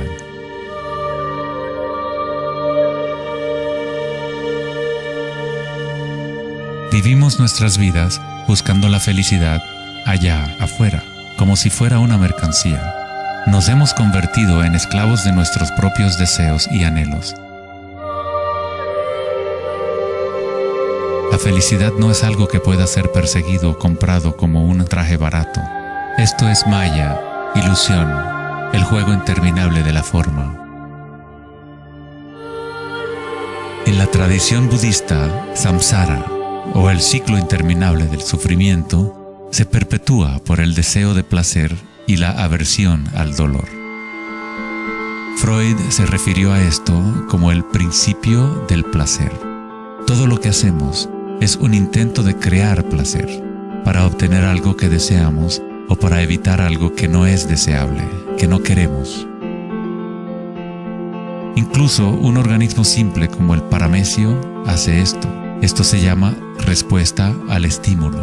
A diferencia de un paramecio, los humanos tenemos más posibilidades de elección. Somos libres para pensar, y ahí radica el problema.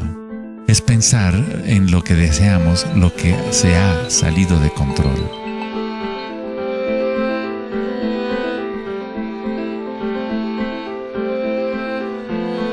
Safety systems armed.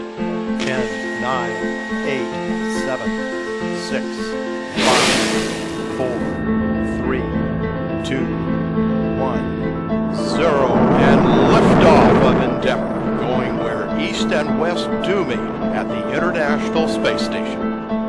El dilema de la sociedad moderna es que tratamos de entender el mundo no en términos de conciencia interna arcaica, sino cuantificando y calificando lo que percibimos como el mundo externo, a través de medios científicos y mentales. Pensar solo ha llevado a pensar más y a formular más preguntas. Anhelamos conocer el secreto que crea el mundo y orienta su camino, pero consideramos esta esencia como si estuviera fuera de nosotros, no como una cosa viviente e inherente a nuestra propia naturaleza. Fue el famoso psiquiatra Carl Jung quien dijo: aquel que mira hacia afuera sueña, aquel que mira hacia adentro despierta. No tiene nada de malo desear estar despierto, ser feliz. Lo que está mal es buscar la felicidad fuera cuando solo se puede encontrar en nuestro interior.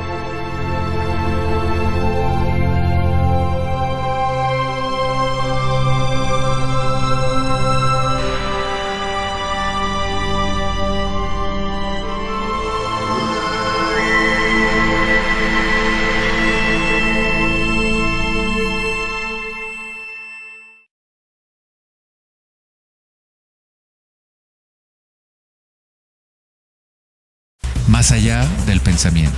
El 4 de agosto de 2010, en la conferencia Techonomy en Lake Tahoe, en California, Eric Schmidt, director ejecutivo de Google, mencionó una estadística asombrosa. Cada 2 días creamos la misma cantidad de información que hemos creado desde los albores de la civilización hasta el año 2003. Es algo así como 5 exabytes de datos. Nunca en la historia de la humanidad hemos usado tanto la mente y nunca había habido tanta confusión en el planeta. ¿Podría ser que cada vez que pensamos en una solución a un problema, creamos 2 problemas más? ¿De qué sirve pensar tanto si no conduce a una mayor felicidad? ¿Somos más felices? ¿Más ecuánimes? ¿Más alegres como resultado de tanto pensar? O quizás nos aísla, nos desconecta de una experiencia más profunda y más significativa de la vida.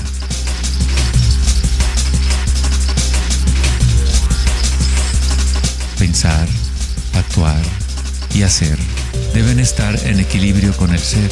Después de todo, somos seres humanos, no actos humanos.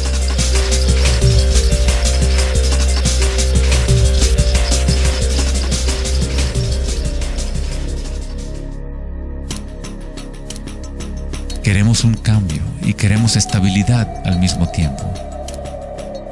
Nuestros corazones se han desconectado de la espiral de la vida, de la ley del cambio, mientras nuestras mentes pensantes nos conducen hacia la estabilidad, la seguridad y la pacificación de los sentidos.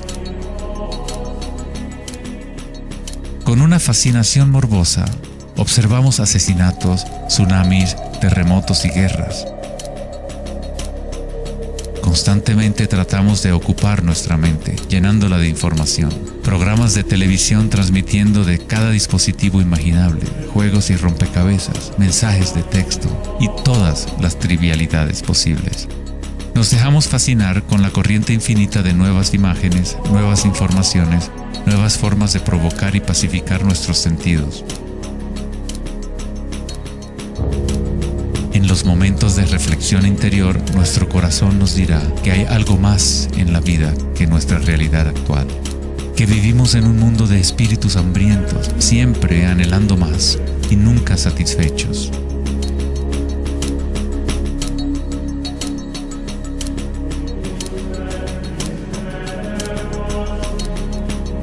Hemos creado una vorágine de datos que vuelan alrededor del planeta para facilitar más pensamientos, más ideas sobre cómo arreglar el mundo, para solucionar los problemas que solo existen porque la mente los ha creado.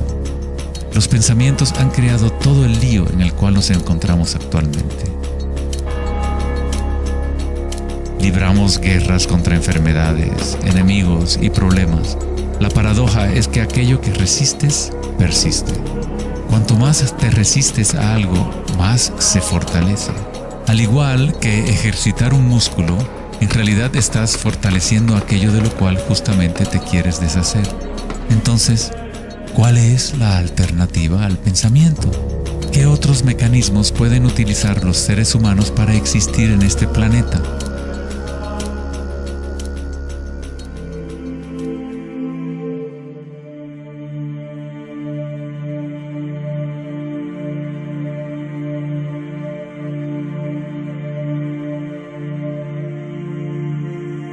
Mientras que la cultura occidental en los últimos siglos se ha centrado en la exploración de lo físico mediante el uso del pensamiento y el análisis, otras culturas antiguas han desarrollado tecnologías igualmente sofisticadas para explorar el espacio interior. Es la pérdida de nuestra conexión con nuestro mundo interior lo que ha creado un desequilibrio en nuestro planeta.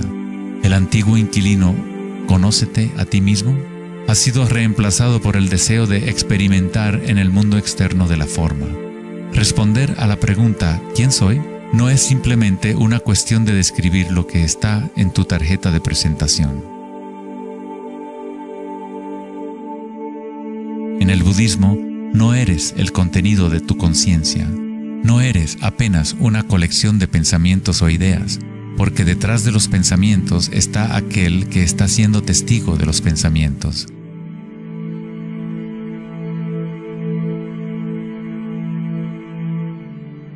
El dicho enfático, «Conócete a ti mismo», es un koan del Zen, un acertijo sin respuesta. Como un perro persiguiendo su cola, es solo la identidad del ego que quiere encontrar una respuesta, un propósito.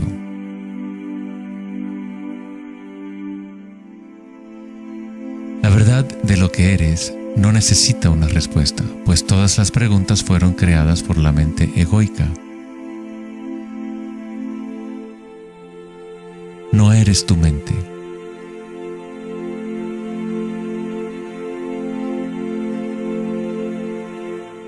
La verdad no yace en más respuestas, sino en menos preguntas. Como dijo Joseph Campbell, no creo que la gente esté buscando el significado de la vida, más bien buscan la experiencia de estar vivos.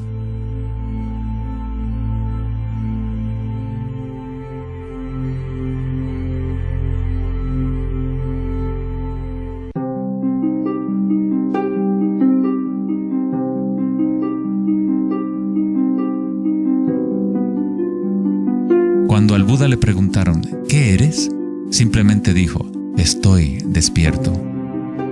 ¿Qué quiere decir eso, estar despierto?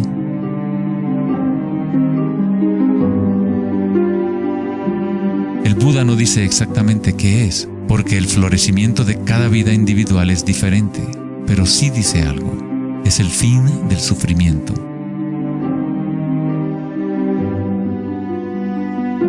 Toda tradición religiosa importante tiene un nombre para el estado de estar despierto: cielo, nirvana o moksha. Una mente en calma es todo lo que hace falta para comprender la naturaleza de la corriente. Todo lo demás ocurrirá una vez que tu mente esté en calma. En esta quietud, las energías internas despiertan y funcionan sin esfuerzo de tu parte. Como dicen los taoístas, el chi sigue a la conciencia. Al permanecer en calma, uno empieza a escuchar la sabiduría de las plantas y los animales, los quietos susurros de los sueños, y se aprende el sutil mecanismo por el cual los sueños se manifiestan en forma material. En el Tao Te Ching, este tipo de vida se llama Wei Bu Wei, hacer, no hacer. El Buda habló del camino intermedio como el sendero que conduce a la iluminación. Aristóteles escribió el justo medio, el punto medio entre dos extremos, como un sendero de belleza, sin demasiado esfuerzo ni tampoco muy poco. Yin y Yang en equilibrio perfecto.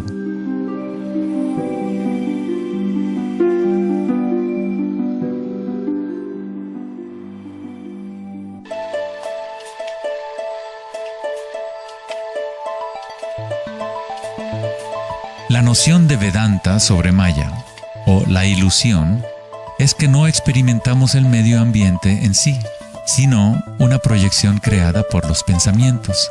Por supuesto, tus pensamientos te permiten experimentar el mundo vibratorio de cierta manera, pero nuestra ecuanimidad interior no tiene que estar supeditada a acontecimientos externos. La creencia en un mundo externo independiente del sujeto que percibe es fundamental para la ciencia.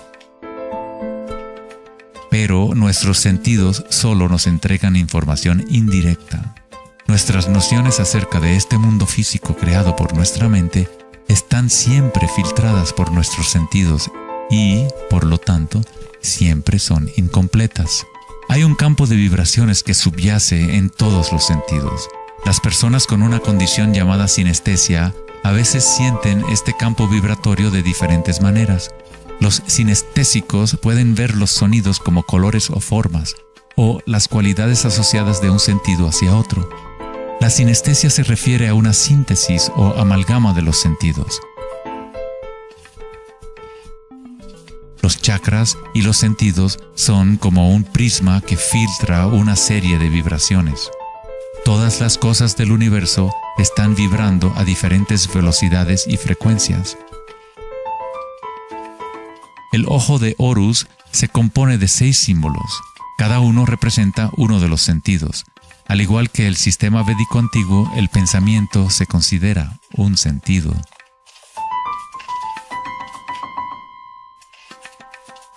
Los pensamientos se perciben simultáneamente como sensaciones que se experimentan en el cuerpo.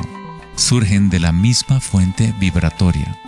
El pensamiento es simplemente una herramienta, uno de los 6 sentidos, pero lo hemos llevado a un estado tan elevado que nos identificamos con nuestros pensamientos.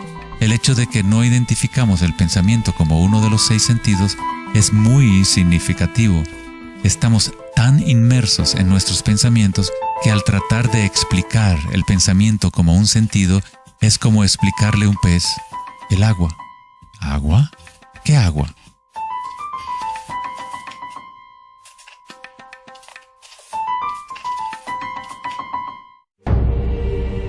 En las Upanishads se dice, no lo que el ojo puede ver, sino mediante lo cual puede ver el ojo. Toma conciencia de eso para ser Brahma, el Eterno, y no lo que la gente aquí adora. No lo que el oído puede escuchar, sino mediante lo cual puede escuchar el oído. Toma conciencia de eso para ser Brahma, el Eterno, y no lo que la gente aquí adora.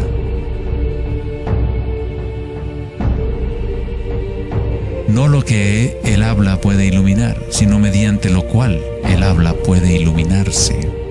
Toma conciencia de eso para ser Brahma, el Eterno, y no lo que la gente aquí adora.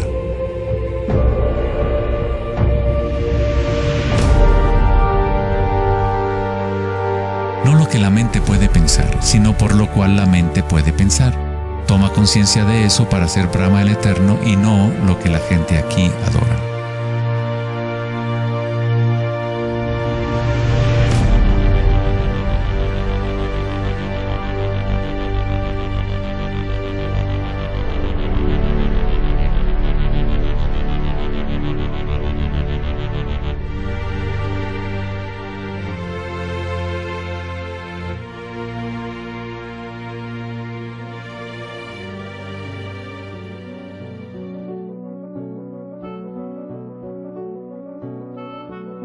En la última década, grandes avances se han llevado a cabo en el ámbito de la investigación cerebral.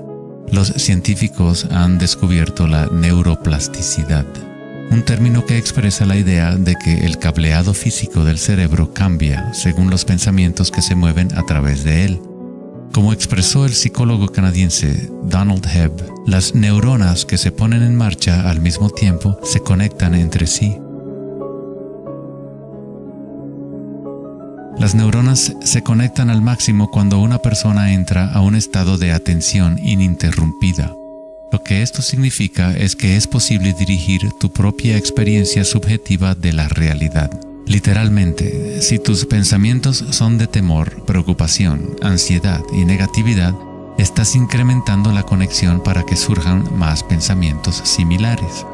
Si diriges tus pensamientos hacia el amor, la compasión, la gratitud y la alegría, creas la conexión para repetir esas experiencias. ¿Cómo hacerlo cuando estamos rodeados de violencia y sufrimiento? ¿No es esto una especie de engaño o vana ilusión? La neuroplasticidad no es lo mismo que la noción de la nueva era que dice que creas tu realidad con pensamientos positivos. En realidad es lo mismo que el Buda enseñó hace 2500 años. La meditación vipassana o la meditación introspectiva podría describirse como neuroplasticidad autodirigida. Aceptas tu realidad tal como es, como realmente es. Pero tú lo experimentas en el nivel raíz de la sensación, en el nivel vibratorio o energético, sin prejuicio o la influencia del pensamiento. A través de una intención ininterrumpida en el nivel raíz de la conciencia, se crea la conexión para una percepción completamente diferente a la realidad.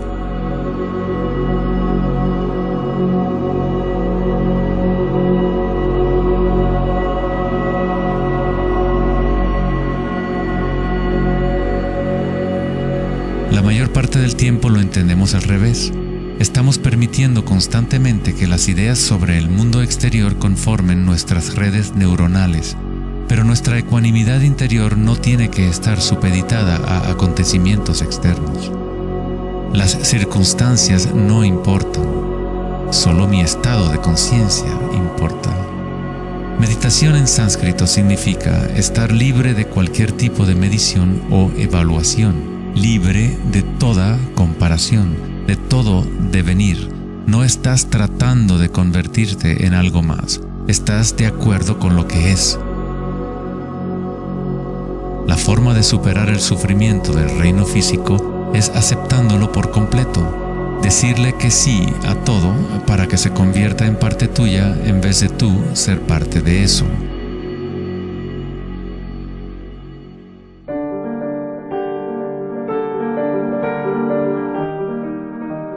¿Cómo se puede vivir de tal manera que la conciencia deje de estar en conflicto con su contenido? ¿Cómo puede uno vaciar el corazón de las ambiciones mezquinas? Debe haber una revolución total en la conciencia, un cambio radical en la orientación del mundo exterior al interior. No es una revolución provocada solo por la voluntad o el esfuerzo, sino también por la entrega total, la aceptación de la realidad tal como es. Solamente desde el corazón podemos tocar el cielo. Rumi. La imagen del corazón abierto de Cristo transmite de forma poderosa la idea de que uno debe abrirse al dolor. Uno debe aceptar todo si desea permanecer abierto a la fuente de la evolución. Esto no significa que te conviertes en un masoquista. No buscas dolor, pero cuando el dolor viene, lo cual inevitablemente ocurre, simplemente aceptas la realidad tal como es en lugar de anhelar otra realidad. Los hawaianos han creído durante mucho tiempo que es a través del corazón que aprendemos la verdad. El corazón tiene su propia inteligencia, tan obvia como la del cerebro. Los egipcios creían que el corazón, y no el cerebro, era la fuente de la sabiduría humana. El corazón era considerado el centro del alma y la personalidad. Era a través del corazón que se expresaba la divinidad, impartiendo conocimientos a los antiguos egipcios sobre su verdadero camino. Este papiro representa la medición del peso del corazón. Era considerado algo bueno pasar la vida después de la muerte con un corazón liviano. Eso significaba que habías tenido una buena vida. Una etapa universal o arquetípica que experimentan las personas en el proceso del despertar del centro del corazón es la experiencia de la energía personal como la energía universal.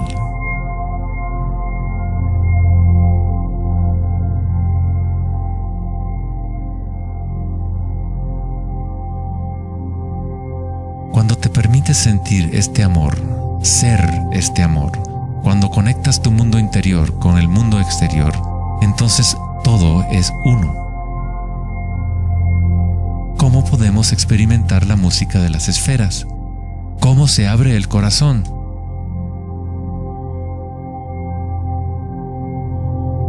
Sri Ramana Maharshi dijo: Dios habita en ti, como tú, y no tienes que hacer nada para ser consciente de Dios o de ti mismo. Ya es tu estado verdadero y natural.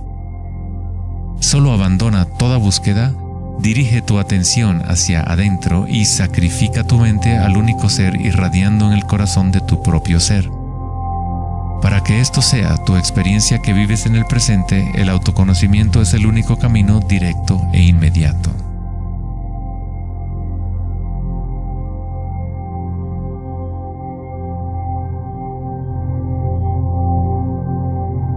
Cuando concilias y observas las sensaciones internas, tu vitalidad interior, estás observando en realidad el cambio. Esta fuerza del cambio es el surgimiento y la muerte que ocurren cuando la energía cambia de forma. El grado en que una persona ha evolucionado o alcanzado la iluminación es el grado en que uno ha adquirido la capacidad de adaptarse a cada momento o a transmutar la corriente de circunstancias humanas, siempre cambiantes, el dolor y el placer en gozo.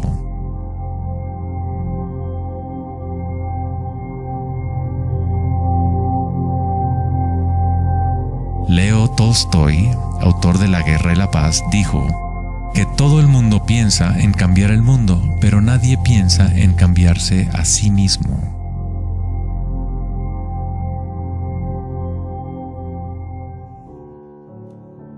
Darwin dijo que la característica más importante para la supervivencia de la especie no es la fuerza o la inteligencia, sino la capacidad de adaptación a los cambios.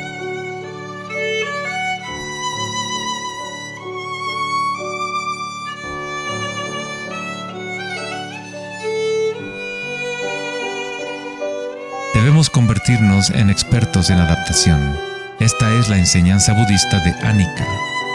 Todo está surgiendo y desapareciendo, cambiando. El cambio es constante. El sufrimiento existe solo porque nos apegamos a una forma particular.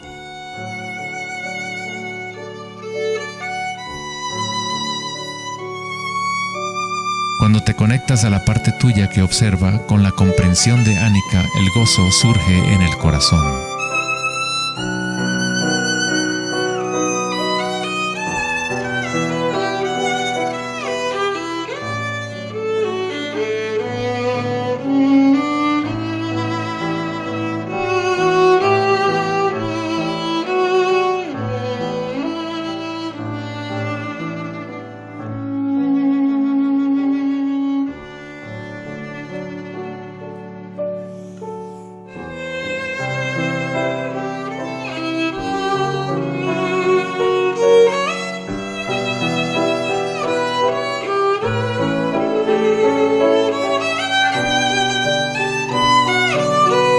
Santos, sabios y yogis a lo largo de la historia han descrito de una manera unánime la unión sagrada que se produce en el corazón, ya sean las obras de San Juan de la Cruz, los poemas de Rumi o las enseñanzas tántricas de la India. Todas estas enseñanzas diferentes tratan de expresar el misterio sutil del corazón. En el corazón, esta es la unión de Shiva y Shakti, la penetración masculina en la espiral de la vida y la entrega femenina al cambio. Atestiguar y aceptar de forma incondicional todo lo que es. Con el fin de abrir tu corazón, debes abrirte a los cambios. Vivir en el mundo aparentemente sólido, danzar con él, comprometerte con él, vivir en plenitud, amar por completo, pero sabiendo que es transitorio y que, en última instancia, todas las formas se disuelven y cambian. El gozo es la energía que responde a la calma. Surge al vaciar la conciencia de todo contenido. El contenido de esta energía de gozo, producto de la calma, es la conciencia. Una nueva conciencia del corazón. Una conciencia conectada a todo lo que es.